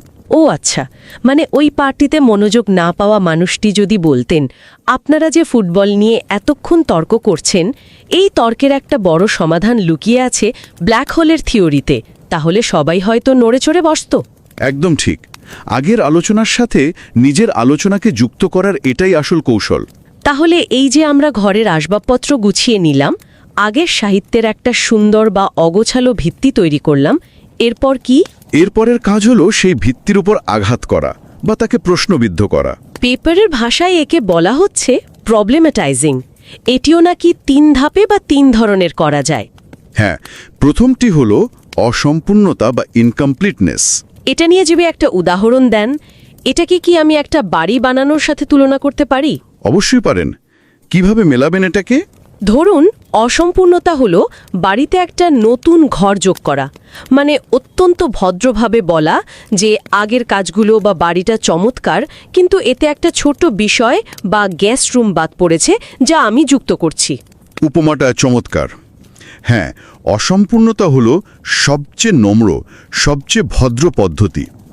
একাডেমিকরা সাধারণত খুব আক্রমণাত্মক হতে চান না, তাই তারা অত্যন্ত বিনয়ের সাথে শুধু একটু নতুন কিছু যোগ করার প্রস্তাব দেন। কিন্তু সবাই তো শুধু একটা ঘর যোগ করে সন্তুষ্ট থাকে না। এর পরের ধাপটি হলো অপ্রতুলতা বা ইনঅ্যাডিকুয়েসি। এখানে দাবি করা হয় যে আগের গবেষণাগুলো একটি বিশেষ দৃষ্টিভঙ্গি বা দৃষ্টিকোণ সম্পূর্ণ এড়িয়ে গেছে। যদি বাড়ির উপমাতেই থাকি, এটা কি তাহলে এমন যে বাড়িটা সুন্দর, কিন্তু আপনারা তো একটা ঢালু জমির ওপর বাড়ির ভিত্তি তৈরি করেছেন, যে কোনো সময় তো ধস নামতে পারে? একদম খাপে খাপে বসে গেছে উপমাটা। অপ্রতুলতার ক্ষেত্রে গবেষক বোঝাতে চান যে আগের কাজের দৃষ্টিভঙ্গিটাই একটু সীমিত বা একপেশে। তিনি পুরো বাড়িটা ভাঙছেন না, কিন্তু স্পষ্টভাবে আঙুল তুলে দেখিয়ে দিচ্ছেন যে ভিত্তির মধ্যে একটা গলদ রয়ে গেছে। আর সর্বশেষ পদ্ধতিটা শুনলেই মনে হয় এখানে ভদ্রতার কোনো বালাই নেই, অতুলনীয়তা বা ইনকমেন্সুরাবিলিটি। হ্যাঁ, এটি হলো সবচেয়ে আক্রমণাত্মক পদ্ধতি। এটা তো তাহলে সোজাসুজি বুলডোজার নিয়ে এসে আগের বাড়িটা গুড়িয়ে দেওয়ার মতো ব্যাপার, মানে পুরো বাড়িটা ভেঙে ফেলে নতুন করে বানানো। এটা ঠিক বুলডোজার চালানোর মতোই। এই পদ্ধতিতে গবেষক দাবি করেন যে আগের পুরো গবেষণার ভিত্তিটাই ভুল পথে চলেছে এবং তা ভেঙে নতুন করে শুরু করতে হবে। এ ধরনের কাজ করা তো বেশ সাহসের ব্যাপার। বৈজ্ঞানিক লেখায় এই আক্রমণাত্মক বা সরাসরি ভুল ধরার প্রবণতা কি খুব বিরল? হ্যাঁ, আমি আপনার সাথে পুরোপুরি একমত। এটি বেশ বিরল। লকি এবং গোল্ডেন-বিডল তাদের পেপারে উদাহরণ দিয়ে দেখিয়েছেন যে বিজ্ঞানীরা সাধারণত বিনয়ী থাকেন। সরাসরি কাউকে ভুল প্রমাণ করার চেয়ে তারা বরং নতুন দৃষ্টিকোণ দেওয়ার কথা বেশি বলেন। কারণ যাদের কাজের সমালোচনা করা হচ্ছে তারাই হয়তো পেপারটি রিভিউয়ার হবেন। ঠিক, তবে যখন কেউ পুরো পদ্ধতিকেই ভুল বলেন, মানে এই অতুলনীয়তার আশ্রয় নেন, তখন বুঝতে হবে সেই গবেষক একটি প্রচলিত ধারণাকে শেকড় থেকে উপড়ে ফেলার চেষ্টা করছেন। মানে একটা বড় ধরনের প্যারাডাইম শিফট তৈরি করার চেষ্টা। সত্যি, আমরা যখন কোনো বৈজ্ঞানিক জার্নাল পড়ি তখন শুধু ডেটাগুলো দেখি, কিন্তু ভাষার এই যে এত চমৎকার একটা খেলা চলে সেটা তো ভাবাই যায় না। একদমই তাই। আর এই আলোচনার শেষে আমাদের কিছু মূল শিক্ষণীয় দিক বা টেকঅ্যাওয়েজ নিয়ে কথা বলা উচিত। হ্যাঁ, বিশেষ করে যারা নতুন গবেষক তাদের জন্য তো এখানে অনেক কিছু শেখার আছে। একাডেমিক লেখা যে শুধু ল্যাবের ফলাফল লিখে ফেলার নাম নয়, এটি একটি গল্প বলার শিল্প। এই পেপারটি সেটাই সুন্দরভাবে শিখিয়ে দেয়। কিভাবে নিজের কাজকে পূর্ববর্তী বিশাল গবেষণার সাথে যুক্ত করতে হবে এবং সুকৌশলে আগের কাজের সীমাবদ্ধতা তুলে ধরতে হবে, সেটা আয়ত্ত করা খুব জরুরি। শুধু গবেষকদের জন্যই নয়, যারা প্র্যাকটিশনার আছেন তাদের জন্য এটা খুব গুরুত্বপূর্ণ। যখন কোনো বৈজ্ঞানিক জার্নাল পড়া হয় তখন শুধু তথ্যের দিকে নয়, বরং গবেষক কিভাবে তথ্যগুলোকে উপস্থাপন করছেন সেই ভাষার খেলায় মন দেওয়া উচিত। অবশ্যই, ভাষার ব্যবহার কিভাবে আমাদের অবচেতন মনকে প্রভাবিত করছে সেটা বুঝতে পারাটা খুব জরুরি। আচ্ছা, আমার মনে একটা প্রশ্ন ঘুরপাক খাচ্ছে। কি প্রশ্ন? এই গবেষণাটি তো সম্পূর্ণ গুণগত বা কোয়ালিটেটিভ ডেটার উপর ভিত্তি করে করা। হ্যাঁ, বিলাসিটি গুণগত পেপারের ওপর। তো আমার কৌতূহল হলো, যেসব গবেষণা শুধু সংখ্যা বা পরিসংখ্যান নিয়ে কাজ করে, মানে কোয়ান্টিটেটিভ গবেষণা, সেখানেও কি গবেষকরা এভাবে ভাষার মারপ্যাচ বা কৌশল ব্যবহার করেন? এটা ভবিষ্যৎ গবেষণার জন্য একটা দারুণ দিক নির্দেশনা হতে পারে। কারণ কোয়ান্টিটেটিভ গবেষণায় সংখ্যা থাকলেও সেই সংখ্যা নিজে থেকে তো আর কথা বলে না। গবেষককেই বোঝাতে হয় যে তার পরিসংখ্যানটা কেন গুরুত্বপূর্ণ। তাই সেখানেও নিশ্চয়ই ভাষার এ ধরনের কৌশল কাজ করে। সংখ্যা কি আসলেই শুধু নিজের কথা নিজে বলে, নাকি গবেষক তার সংখ্যার চাপান্ডাসেও একটি গল্পের জাল বোনেন? এটা নিয়ে ভাবার অবকাশ আছে। একদম ঠিক। তো আজকের এই চমৎকার আলোচনার শেষে যারা শুনছেন তাদের ভাবনার জন্য একটি গভীর প্রশ্ন ছেড়ে দিতে চাই। প্রশ্নটা কি? প্রশ্নটা হলো, যদি বৈজ্ঞানিক অবদান স্বীকৃতি পাওয়ার মূল চাবিকাঠি হয় লেখার এই সূক্ষ্ম কৌশল বা গল্প বলার দক্ষতা, তবে ইতিহাসের পাতায় এমন কতগুলো যুগান্তকারী বৈজ্ঞানিক আবিষ্কার হারিয়ে গেছে? বাহ, খুব গভীর একটা চিন্তা। হ্যাঁ, এমন অনেক আবিষ্কার হয়তো ছিল যেগুলো শুধু গবেষকের গল্প বলার দক্ষতার অভাবে অন্যান্য বিজ্ঞানীদের দৃষ্টি আকর্ষণ করতে ব্যর্থ হয়েছিল। হয়তো ল্যাবে বসে কেউ দারুণ কিছু পেয়েছিলেন, কিন্তু সেটাকে সঠিকভাবে উপস্থাপন করতে না পারায় তা আজীবন অগোচরেই থেকে গেল। এটা আসলেই ভাবার মতো একটা বিষয়। তথ্যের পাশাপাশি উপস্থাপন যে কতটা শক্তিশালী, সেটা এই প্রশ্নটা আরও স্পষ্ট করে দেয়। ঠিক তাই। আশা করি এই বিষয়টি আপনাদের সবাইকে নতুন করে ভাবতে বাধ্য করবে। জ্ঞান কিভাবে সামাজিকভাবে স্বীকৃতি পায় তার পেছনের এই মনস্তত্ত্বটা বোঝা আমাদের সবার জন্যই খুব জরুরি। তো আজ এ পর্যন্তই। সবাই ভালো থাকবেন এবং চারপাশের বৈজ্ঞানিক আবিষ্কারগুলোর পেছনের আসল গল্পটা খোঁজার চেষ্টা করবেন।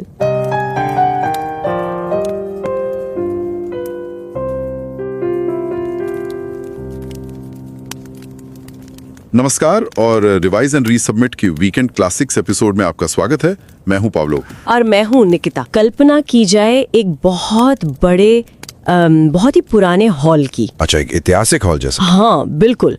और एक ऐसा हॉल जहां दुनिया भर के सैकड़ों विद्वान एक साथ अपनी अपनी बात साबित करने के लिए लगातार बहस कर रहे हैं। यानी चारों तरफ विचारों का, सिद्धांतों का और शोध के डेटा का भारी शोरगुल है। बिल्कुल वही। तो ऐसे भीड़ भाड़ वाले और प्रतिस्पर्धी माहौल में अगर किसी को अपना नया विचार मनवाना हो तो वो क्या करेगा? देखा जाए तो अगर वो जोर से चिल्लाएगा तो उस शोर में उसकी आवाज तो खोई जाएगी, है ना? बिल्कुल सही कहा। इसके बजाय सबसे चतुर विद्वान एक अलग ही रास्ता चुनता है। वो बहुत ही शांति से पहले की बातों को सुनता है, उन बिखरी हुई बातों को एक साथ जोड़कर एक तस्वीर बनाता है। हाँ, और फिर शायद उस पूरी तस्वीर में एक बहुत ही सूक्ष्म सी कमी निकालता है। एकदम सही। और फिर अपने नए विचार को ठीक उस खाली जगह पर एक पहेली के आखिरी टुकड़े की तरह फिट कर देता है। मतलब अकादमिक शोध पत्रों में भी बिल्कुल यही रणनीति अपनाई जाती है। हाँ। विज्ञान केवल प्रयोगशाला में उत्पन्न हुए तथ्यों का नीरस अंबार नहीं है। श्रोताओं के लिए यह जानना बहुत रोचक होगा कि दुनिया के सामने अपनी बात मनवाने की यह एक बेहद परिष्कृत, लगभग कूटनीतिक कला है। ये एक बहुत ही सटीक और गहरा चित्रण है। और वो बड़ा हॉल कोई ईंट और पत्थर की इमारत नहीं है, बल्कि वो हॉल असल में वे एकेडमिक जर्नल्स हैं जहां हर दिन नए विचार पुराने विचारों से टकराते हैं। बिल्कुल। जब कोई शोधकर्ता अपनी नई खोज पेश करता है ना, तो वो केवल एक स्प्रेडशीट या डेटा का सेट नहीं सौंप रहा होता। तो वो असल में क्या कर रहा होता है? वो अनिवार्य रूप से शब्दों के माध्यम से एक वैचारिक मंच तैयार कर रहा होता है। मतलब वो एक ऐसा नजरिया गढ़ता है जो बाकी दुनिया को ये सोचने पर मजबूर कर दे कि उसके द्वारा किया गया शोध न केवल नया है, बल्कि उस समय की सबसे बड़ी जरूरत भी है। और ये अकादमिक जर्नल्स ही वे असली युद्ध के मैदान हैं, जहां ये पूरी बौद्धिक कूटनीति खेली जाती है। हाँ बिल्कुल। आज की इस चर्चा का आधार भी एक ऐसा ही बेहद प्रतिष्ठित युद्ध का मैदान है, एकेडमी ऑफ मैनेजमेंट जर्नल, जो कि एक बहुत ही प्रतिष्ठित FT50 सूचीबद्ध जर्नल है। बिल्कुल। और इस विचारोत्तेजक शोध पत्र को लिखने वाली दो प्रतिष्ठित लेखिकाएं हैं, college of William and Mary से कैरन लॉक और यूनिवर्सिटी ऑफ अल्बर्टा से कैरन गोल्डन-बिडल। लेकिन इससे पहले कि इस शोध पत्र की गहराइयों में उतरा जाए, इन जर्नल्स की बदलती दुनिया पर एक नज़र डालना प्रासंगिक है, क्योंकि आखिर ये वो मंच है जहां ये पूरा साहित्य रचा जाता है। हाँ, ये जरूरी है। श्रोताओं को ये बताना महत्वपूर्ण है कि 2026 की FT50 जर्नल सूची में हाल ही में कुछ बड़े बदलाव हुए हैं। काफी चर्चा में रहे ये बदलाव। हाँ, तो जो जर्नल्स इस नई सूची से बाहर हुए हैं, ये स्पष्ट कर दिया जाए कि वे आज भी उतने ही प्रतिष्ठित हैं और उनके द्वारा प्रकाशित शोध का वजन रत्ती भर भी कम नहीं हुआ है। बिल्कुल नहीं। नए और पुराने शोधकर्ताओं की सुविधा के लिए इस मंच पर उन्हें एमेरिटस FT जर्नल के रूप में संदर्भित किया जाएगा। ये स्पष्टीकरण इसलिए भी आवश्यक है क्योंकि अकादमिक दुनिया का परिदृश्य तेजी से बदल रहा है। और इसी संदर्भ में एक और बड़ी घटना है MIT स्लोन मैनेजमेंट रिव्यू के प्रकाशन का बंद होना। हाँ, ये एक बड़ी खबर थी। बिल्कुल। सितंबर 2026 से इस प्रतिष्ठित प्रैक्टिशनर जर्नल का प्रकाशन औपचारिक रूप से बंद हो रहा है। लेकिन सवाल यह है कि क्या प्रकाशन बंद होने से पिछले 6 दशकों में मैनेजमेंट रिसर्च समुदाय में इसका जो अभूतपूर्व योगदान रहा है वो खत्म हो जाएगा? अब मुझे तो नहीं लगता। बिल्कुल नहीं। साहित्य का प्रभाव किसी एक वर्ष की इंडेक्स या छपने की स्थिति पर निर्भर नहीं करता। सही बात है। और इसीलिए इन एमेरिटस एफटी जर्नल्स और MIT स्लोन मैनेजमेंट रिव्यू के उत्कृष्ट शोध पत्रों को भविष्य में भी वीकेंड क्लासिक्स और नियमित सोमवार की चर्चाओं में पूरी गंभीरता के साथ शामिल किया जाता रहेगा। बिल्कुल, क्योंकि गुणवत्ता हमेशा सूचियों से ऊपर होती है। यही तो साहित्य और शोध के प्रति सच्ची निष्ठा है। और इन्हीं साहित्यों को और उनमें शोध लिखने की कला को नई पीढ़ी तक पहुंचाने का एक बहुत बड़ा काम एक विशेष मंच कर रहा है। आप VSSER 26 की बात कर रही हैं, है ना? हाँ बिल्कुल, the virtual summer school in entrepreneurship research 2026, जिसे संक्षेप में VSSER 26 कहा जाता है। आज जिस लेख पर चर्चा हो रही है वो इसी VSSER 26 के तीसरे सत्र के लिए सुझाई गई पूरक पठन सामग्री का एक अहम हिस्सा है। और जो नए शोधकर्ता इस क्षेत्र में आ रहे हैं उनके लिए यह जानना प्रेरणादायक है कि VSSER 26 एक 5 सत्रों वाला पूर्णतया मुफ्त ऑनलाइन कार्यक्रम है। बिल्कुल, और ये कोई साधारण कार्यशाला नहीं है ना? एकदम सही। शोधकर्ताओं को उद्यमिता अनुसंधान में एक गहन और व्यावहारिक अनुभव प्रदान करने के लिए इसे विशेष रूप से डिजाइन किया गया है।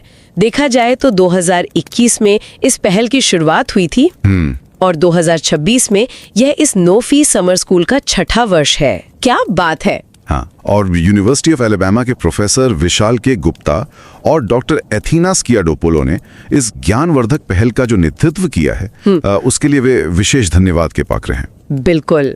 और हाल ही में 4 मई 2026 से 8 मई 2026 तक इसके सत्र पूरी दुनिया के शोधकर्ताओं के लिए सफलतापूर्वक संचालित हुए हैं। जी। तो श्रोताओं से ये गहरा आग्रह है कि वे इस विचारशीलता से लिखे गए लेख को पूरा पढ़ने का समय जरूर निकालें। इसका लिंक शो नोट्स में उपलब्ध है। पढ़ना तो बनता है। हाँ, तो अगर इस शोध पत्र का एक बहुत ही सरल सारांश उन नए शोधकर्ताओं के लिए प्रस्तुत किया जाए जो अभी अपनी शोध यात्रा शुरू ही करने वाले हैं, तो ये लेख मूल रूप से इस बारे में है कि वैज्ञानिक अपने लिखित शोध पत्रों में, विशेषकर उनकी प्रस्तावना या इंट्रोडक्शन में, शब्दों की बाजीगरी के जरिए ये कैसे साबित करते हैं कि उनका शोध दुनिया के लिए महत्वपूर्ण है। मतलब एक विचार अपने आप में तब तक योगदान या कंट्रीब्यूशन नहीं बनता जब तक कि उसे उस विद्वान समुदाय द्वारा महत्वपूर्ण ना माना जाए। अच्छा, तो ये महत्ता कैसे तय होती है?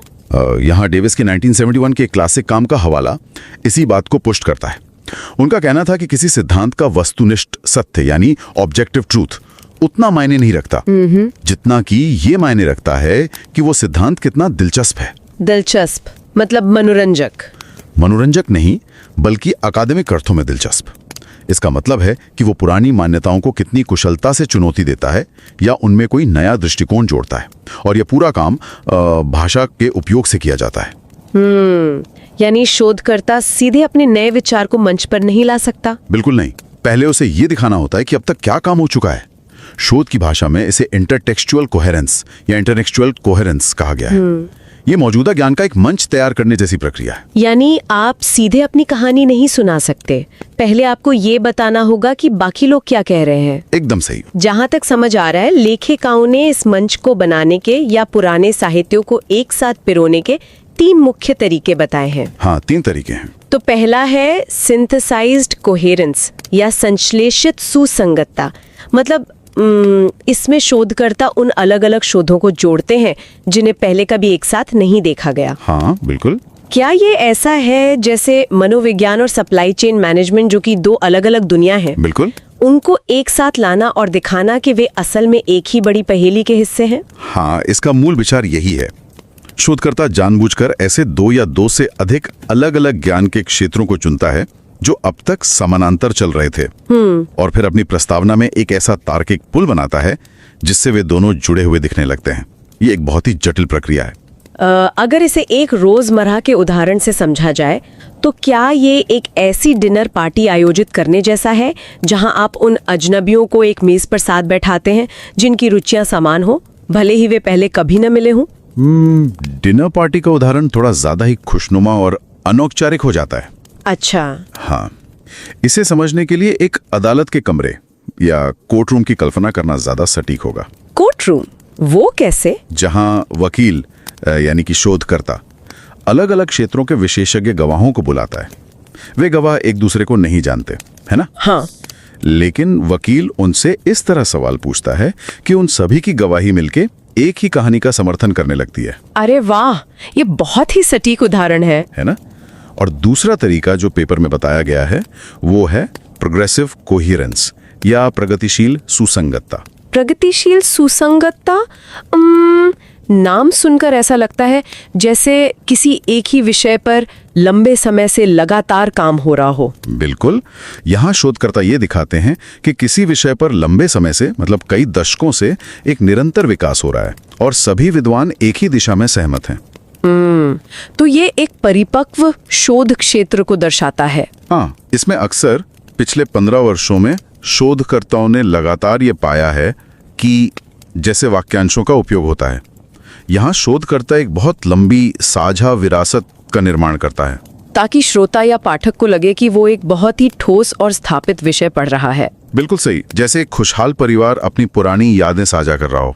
और तीसरा तरीका है नॉन कोहेरेंस या असुसंगतता। ये थोड़ा अजीब लगता है कि कोई शोधकर्ता जानबूझकर असंगतता क्यों दिखाना चाहेगा। ये असंगतता दिखाना असल में एक बहुत ही सोची समझी रणनीति है। अच्छा? हाँ, यहाँ शोधकर्ता जानबूझकर ये दिखाते हैं कि पुराने साहित्य में भारी मतभेद या विवाद हैं। वे लिखेंगे जबकि एक समूह का मजबूती से मानना है कि क सही है, वहीं दूसरा समूह ख का समर्थन करता है। जिससे इस विषय पर भारी भ्रम की स्थिति बन गई है। बिल्कुल। यहाँ विपरीत, प्रतिद्वंदी या विरोधाभासी परिणाम जैसे शब्दों का उपयोग करके एक संघर्षरत शोध क्षेत्र की तस्वीर पेश की जाती है, उन रिश्तेदारों की तरह जो हमेशा बहस करते रहते हैं। ये तो बहुत ही दिलचस्प है। मतलब वे असल में साहित्य की सिर्फ रिपोर्टिंग नहीं कर रहे हैं। नहीं, बिल्कुल नहीं। वे इस बात का इंतजार नहीं कर रहे हैं कि साहित्य खुद क्या कह रहा है। वे अपनी जरूरत के हिसाब से साहित्य का एक पूरा नैरेटिव गढ़ रहे हैं। एकदम सही पकड़ा आपने। वे अपनी कहानी के लिए एक सही पृष्ठभूमि तैयार कर रहे हैं, चाहे वो एकमत होने की हो या भारी विवाद की। यही इस शोध का सबसे बड़ा और गहरा निष्कर्ष है। शोधकर्ता सिर्फ जानकारी नहीं दे रहे हैं, वे निर्माण कर रहे हैं। वे पुराने साहित्यों को इस तरह से चुनते हैं, व्यवस्थित करते हैं और प्रस्तुत करते हैं ताकि उनके खुद के नए शोध के लिए एक आदर्श जगह बन सके। ये तो मंच सजाने की बात हो गई। अब जब ये मंच तैयार हो जाता है, चाहे वो सहमति का हो या विवाद का, तो अगला तार्किक कदम क्या होता है? मतलब मंच बन गया, अब आगे क्या? मंच बनने के बाद सबसे महत्वपूर्ण काम होता है उस मंच में एक दरार दिखाना। दरार? हाँ, जब तक पुराने ज्ञान में कोई कमी या दरार नहीं होगी, तब तक आपके नए विचार, आपके नए शोध के लिए जगह कैसे बनेगी? सही बात है। इसी प्रक्रिया को पेपर में समस्या को उभारना या प्रॉब्लमेटाइजिंग द सिचुएशन कहा गया है। ये वो हिस्सा है जहां शोधकर्ता कहता है, आपने अब तक जो भी पढ़ा वो बहुत अच्छा है, लेकिन उसमें एक बड़ी समस्या है। अच्छा, तो लेखिकाओं ने इस समस्या को उभारने की प्रक्रिया को भी बांटा है। हाँ, इसे 3 अलग अलग स्तरों में बांटा है। इनकम्प्लीटनेस यानी अपूर्णता, इनएडिक्वेसी यानी अपर्याप्तता और इनकमेंसरेबिलिटी मतलब अतुलनीयता या पूर्ण असहमति।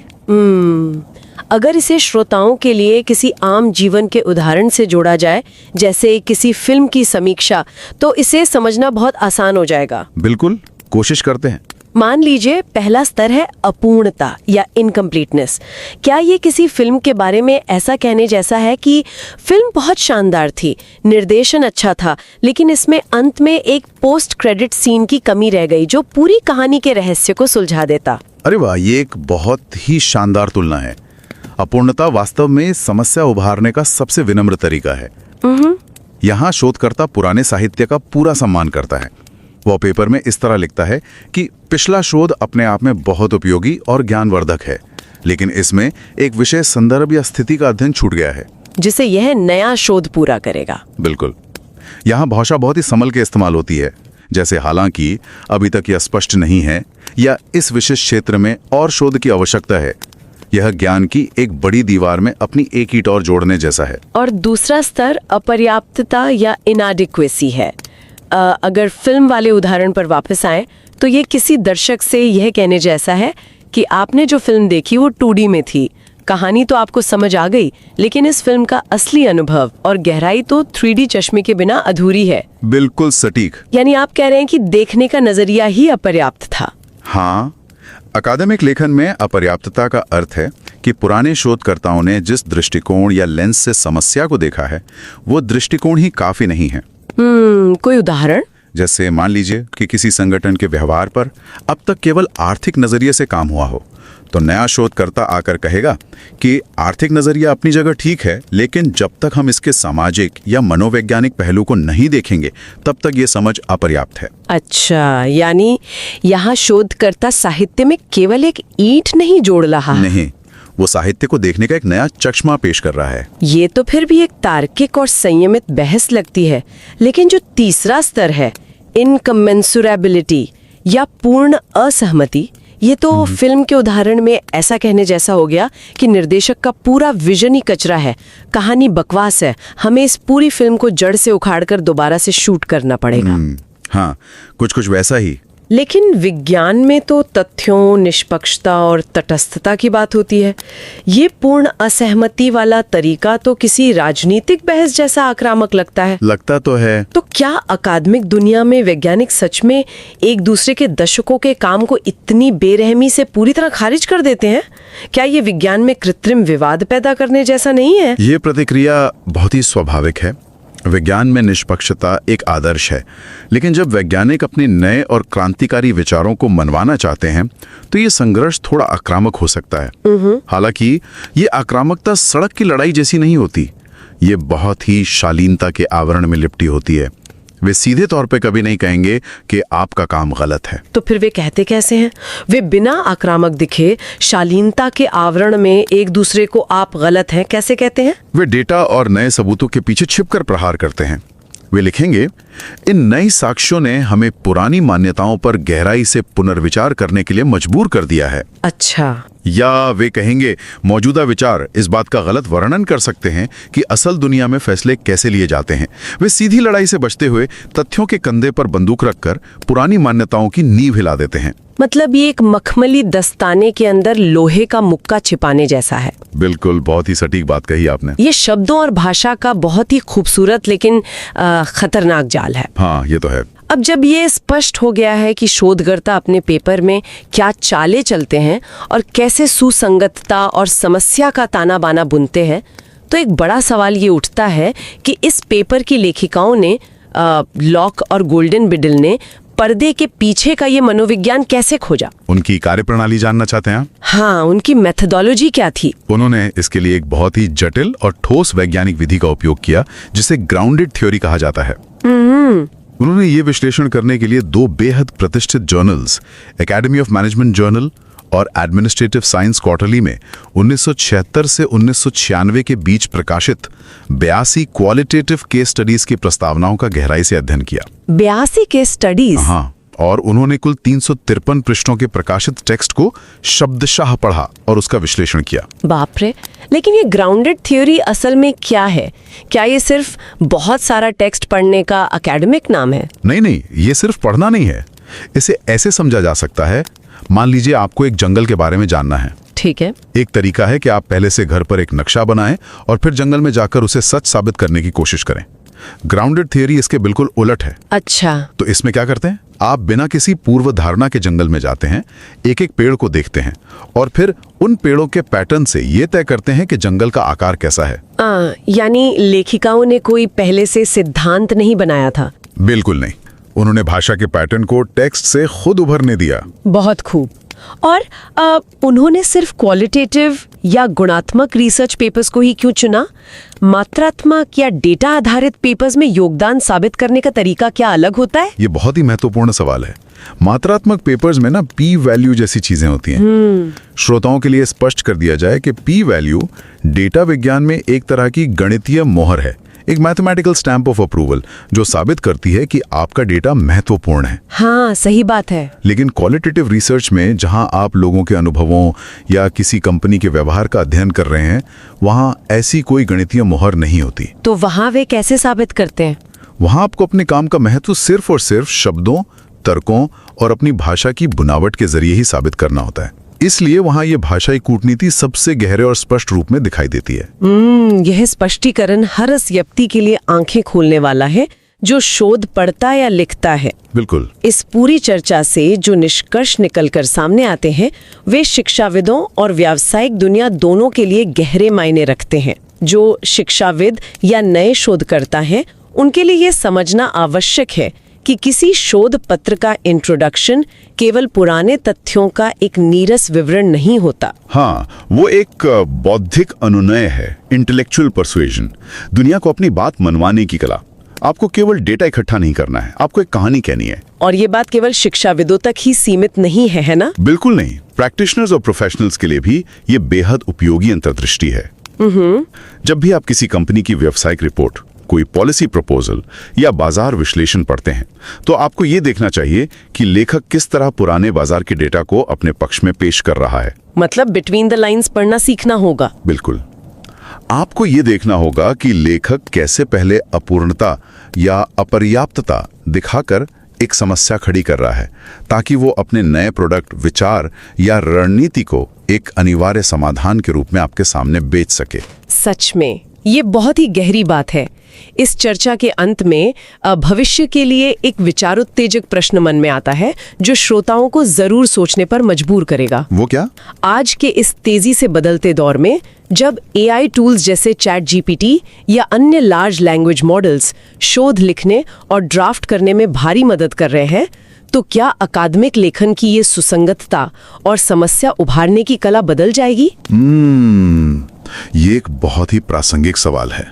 क्या ये एआई मॉडल्स भी इंसानों की तरह वो कूटनीतिक और शालीन आक्रामकता सीख लेंगे जहां वे बिना किसी को आहत किए पुराने शोध को खारिज कर सके? देखा जाए तो ये आने वाले दशक के लिए अकादमिक दुनिया का सबसे ज्वलंत सवाल है। बिल्कुल। या मशीनें ये समझ पाएंगी कि कब विनम्रता से अपूर्णता दिखानी है और कब पूरी तरह से पुराने साहित्य को खारिज करना है। और सबसे बड़ा सवाल ये है कि क्या एआई के आने से शोध पत्रों में ये आर्टिफिशियल ड्रामा या कृत्रिम विवाद पैदा करने की प्रवृत्ति और ज्यादा बढ़ जाएगी?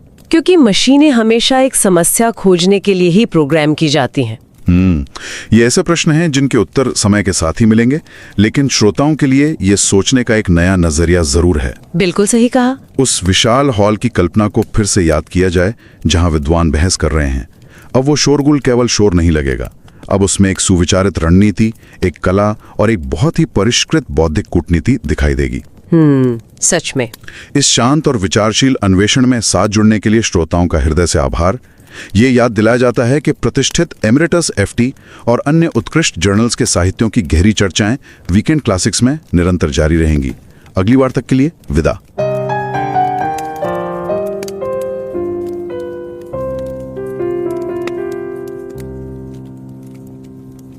Forestil dig lige en detektiv, der i fuld fart braser ind i et rum fyldt med mistænkte. Han smider et ridset forstørrelsesglas på bordet og udbryder bare: her er et forstørrelsesglas. Altså, folk vil jo sandsynligvis bare kigge på ham i fuldstændig stilhed og tænke, at manden var blevet bindegal. Ja, lige præcis.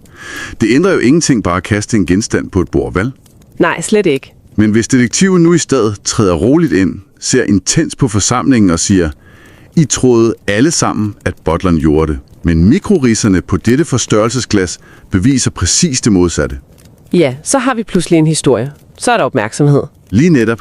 Forstørrelsesglasset går fra at være ligegyldigt til at være omdrejningspunktet for hele sandheden. Og når vi ser på den akademiske verden, så gør videnskabsfolk faktisk præcis det samme. Jamen, det er en utrolig rammende observation. Man kan jo ikke bare kaste et datasæt i hovedet på sine kolleger og forvente, at de forstår tyngden af det. Nej, videnskab er jo ikke bare overlevering af råfakta. Det er en social handling. Forskere er historiefortællere, der skal overbevise os om, hvorfor deres opdagelse ændrer alt. Og det er præcis den mekanisme, vi skal undersøge i dagens gennemgang. Vi skal se på selve håndværket bag videnskabelig overtagelse. Og vores kilde i dag er jo intet mindre end en banebrydende artikel fra det prestigefyldte Academy of Management Journal, altså en af de helt tunge FT50-listede journaler. Ja, absolut. Den er skrevet af Karen Locke fra College of William and Mary og Karen Golden-Biddle fra University of Alberta. Og deres arbejde er bare fascinerende. Det er det virkelig. Og for lige at give dig, der lytter med, lidt kontekst, så er denne artikel faktisk en del af den supplerende læsning til Session 3-forelæsningen i The Virtual Summer School in Entrepreneurship Research 26, eller bare VSS 22, som vi kalder den. Lige præcis. Og det er jo en helt fantastisk, gratis online begivenhed med 5 forelæsninger, der virkelig giver en intens læringsoplevelse i iværksætterforskningen. Ja, og det er 6. år i træk, de kører det her. Det startede helt tilbage i 2021. Så vi vil gerne sende en kæmpe varm tak til arrangørerne, professor Vishal K. Gupta og Dr. Athena Skiadopoulou fra University of Alabama. Helt enig. Det er et unikt initiativ at lede, og årets sessioner, der løb her fra den 4. maj til den 8. maj 2026, har været fremragende. Og i forhold til det der med journaler og lister, så ved vi godt, at der har været nogle ret store ændringer i FT25 journallisten her i 2026. Ja, det er vi fuldt ud bevidste om, og vi vil gerne understrege meget stærkt, at de journaler, der glider ud, altså, de er stadig ekstremt prestigefyldte. Ja, deres kvalitet forsvinder jo ikke bare natten over. Slet ikke. Vi vil fortsætte med at diskutere deres artikler i weekendklassikerne og i de faste mandagsudsendelser. Og for at gøre det nemt for nye forskere, kalder vi dem simpelthen Emeritus FT-listede journaler. Det er en rigtig god betegnelse. Og vi skal også lige anerkende den formelle udmelding om det anerkendte praktikertidsskrift MIT Sloan Management Review. De stopper desværre produktionen fra september 2026. Ja, det er lidt vemodigt, men det forringer jo på ingen måde deres enorme bidrag til ledelsesforskningen gennem de sidste 6 årtier. Overhovedet ikke. Vi vil fortsat bringe deres artikler, når det er muligt. For vores akademiske community prioriterer simpelthen litteraturens reelle kvalitet og gennemslagskraft højt over enhver form for indeksliste.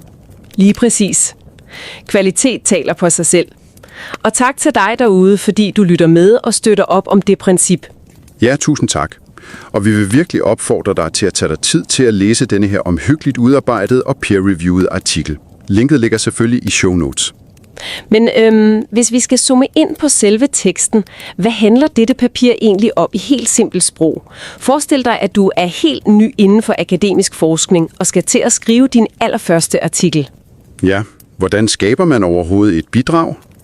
Forfatterne undersøgte jo 82 kvalitative case-studier fra toptidsskrifter for at finde ud af præcis det. Præcis. Og svaret er, at det ikke blot handler om at have en ny idé. Man skal simpelthen skrive sig ind i en eksisterende litteratur og på en måde skabe den plads, ens forskning skal fylde. Altså, det er jo rent faktisk en socialt konstrueret handling. Okay, lad os pakke det her ud. Det er jo lidt ligesom at ankomme til en fest, ikke?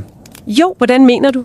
Jamen, du kan jo ikke bare brase ind, stille dig op på bordet og begynde at råbe din pointe ud. Folk vil bare kigge mærkeligt på dig. Nej, det vil falde helt til jorden. Ja, du er nødt til at aflæse rummet først, ikke? Finde ud af, hvem der snakker sammen, hvad de taler om, og derefter finde en smart måde at bryde ind i samtalen på, så alle lytter. Det er en rigtig god analogi. Og det bringer os faktisk direkte til det første hovedkoncept fra artiklen, nemlig det forfatterne kalder at strukturere den intertekstuelle sammenhæng. Altså, det handler simpelthen om, hvordan man aflæser det her rum af tidligere forskning. Lige netop. Det betyder, at man organiserer tidligere forskning på en måde, der legitimerer ens eget felt. Og de fandt frem til, at forskere bruger 3 forskellige metoder til at gøre det her. Okay, spændende. Hvad er den første? Den første kaldes syntetiseret sammenhæng. Det handler om at trække tråde mellem forskningsområder, der normalt overhovedet ikke taler sammen. Jeg elsker den her. Så det er lidt ligesom at introducere 2 vidt forskellige vennegrupper til en fest, som slet ikke anede, de havde samme hobby. Ja, lige præcis. Du skaber et helt nyt bånd mellem dem. Den anden metode er fremadskridende sammenhæng. Her viser forfatteren en lang historie af enighed og kumulativ vidensopbygning inden for feltet. Okay, så det er ligesom at bygge en stor mur, hvor hver forsker bare lægger en ny mursten. Mursten for mursten. Det virker meget trygt. Det er meget trygt. Og så er der den tredje, som kaldes manglende sammenhæng eller ikke-sammenhæng. Her fremhæver man bevidst splid, uenighed og modsigelser i den eksisterende litteratur. Wow. Så det er som at pege på en kæmpe madkamp i kantinen og sige, se, de kan slet ikke blive enige, nu kommer jeg lige og rydder op i det her kaos. Ja, det er et ret dramatisk træk. Det er der ingen tvivl om. Men sig mig engang, tvinger forskere nogensinde litteraturen ned i en af disse kasser, altså bare for at få deres egen pointe til at se bedre ud?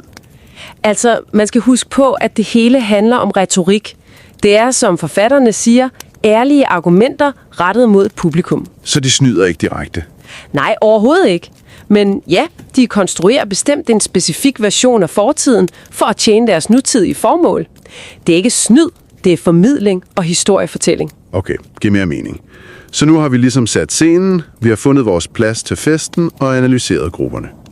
Ja, præcis. Men hvordan får du så folk til rent faktisk at lytte til netop dit bidrag? Ja, det er jo så næste skridt. Man er nødt til at problematisere status quo, som artiklen kalder det, og her taler de om 3 niveauer af problematisering. Lige netop.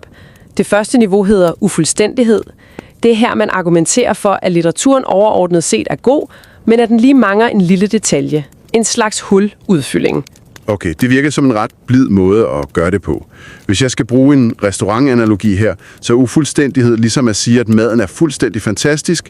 Den mangler bare lige en knusspids salt. Det er pletskud. Du anerkender kokkens gode arbejde, men tilføjer dit eget lille strejf. Det andet niveau er utilstrækkelighed. Her peger man på, at den eksisterende litteratur systematisk har overset et vigtigt perspektiv. Okay, så det er et lidt skarpere angreb. Altså, det er som at sige til restauranten, at jeres mad er fin, men I mangler simpelthen en vegansk menu for at være relevante i dag. Ja, præcis. Du beder dem om at ændre deres grundlæggende tilgang, før det fungerer ordentligt. Og så har vi det tredje og mest radikale niveau, nemlig uforenlighed. Uha, det lyder voldsomt. Hvad går det ud på? Her argumenterer man for, at den eksisterende litteratur er fundamentalt forkert eller helt misforstået. Det er direkte kontroversielle angreb. Hold da op. Så i vores restaurantverden er det her som at råbe, at kokken decideret forgifter gæsterne, og vi er nødt til at brænde hele køkkenet ned og starte forfra. Altså ja, det er en ret brutalt måde at sige det på, men mekanismen er den samme.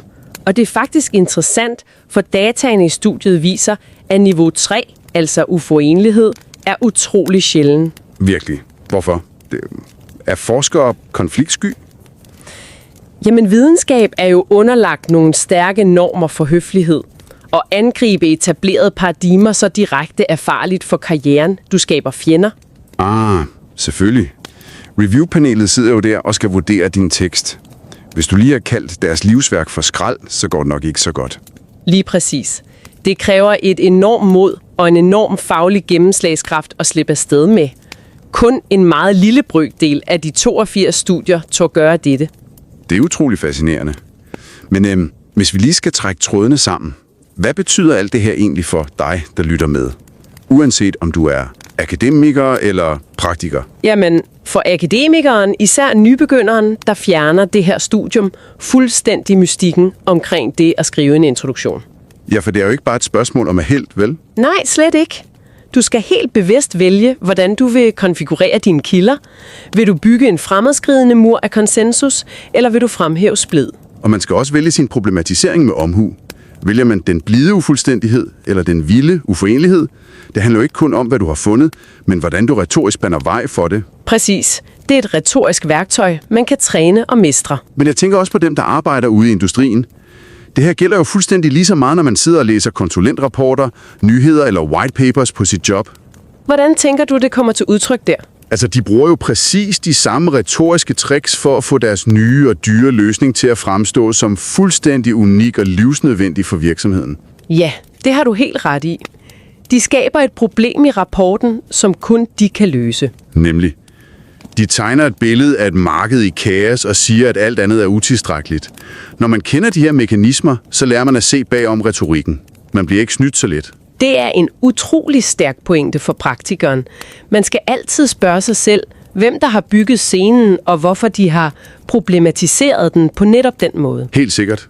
Men artiklen her er jo fra 1997, ikke? Locke og Golden-Biddle kiggede på tekster fra før årtusindskiftet. Ja, og det stiller jo nogle ret store, åbne, nysgerrige spørgsmål til, hvordan nutidig forskning egentlig fungerer i dag. For verden ser jo helt anderledes ud nu her i 2026. Ja, præcis. Altså, hvordan ser alt det her intertekstuelle arbejde ud i dag med den massive tværfaglighed, vi ser? Er det overhovedet muligt længere at påvise konsensus i litteraturen? Ja, for i en tid med så ekstremt meget informationsoverload, kan en peer reviewer jo altid bare finde 10 andre artikler, der peger i en anden retning. Lige netop.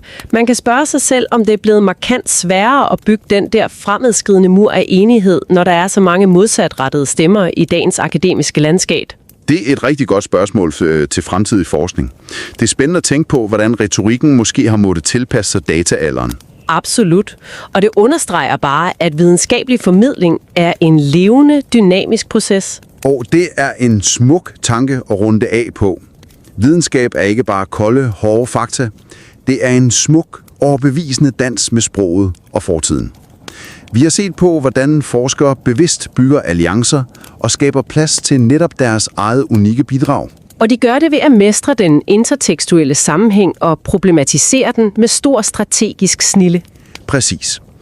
Men jeg vil faktisk gerne efterlade dig, kære lytter, med en sidste lidt provokerende tanke at tyge på. Lad os høre den. Altså, hvis det at skabe et videnskabeligt bidrag i virkeligheden bare er at følge nogle helt bestemte retoriske regler for at problematisere eksisterende tekst, Ja. hvad sker der så, når vi for alvor begynder at lade AI og store sprogmodeller skrive vores forskningsartikler? De modeller er jo bygget, næsten designet, til at genkende og reproducere præcis disse tekstmønstre. Det er en utrolig fascinerende tanke. De er jo mestre i at efterligne retorisk struktur. Lige netop. Vil vi overhovedet være i stand til at kende forskel på ægte, banebrydende videnskabelig nyskabelse, og så bare en maskine, der har lært at spille det her retoriske overtagelsesspil til absolut perfektion? Det er et ret skræmmende perspektiv, at overbevisningen bare kan reduceres til en algoritme. Ja, det er i hvert fald noget at tænke over næste gang, du sidder med en overbevisende introduktion foran dig. Tak fordi du lyttede med.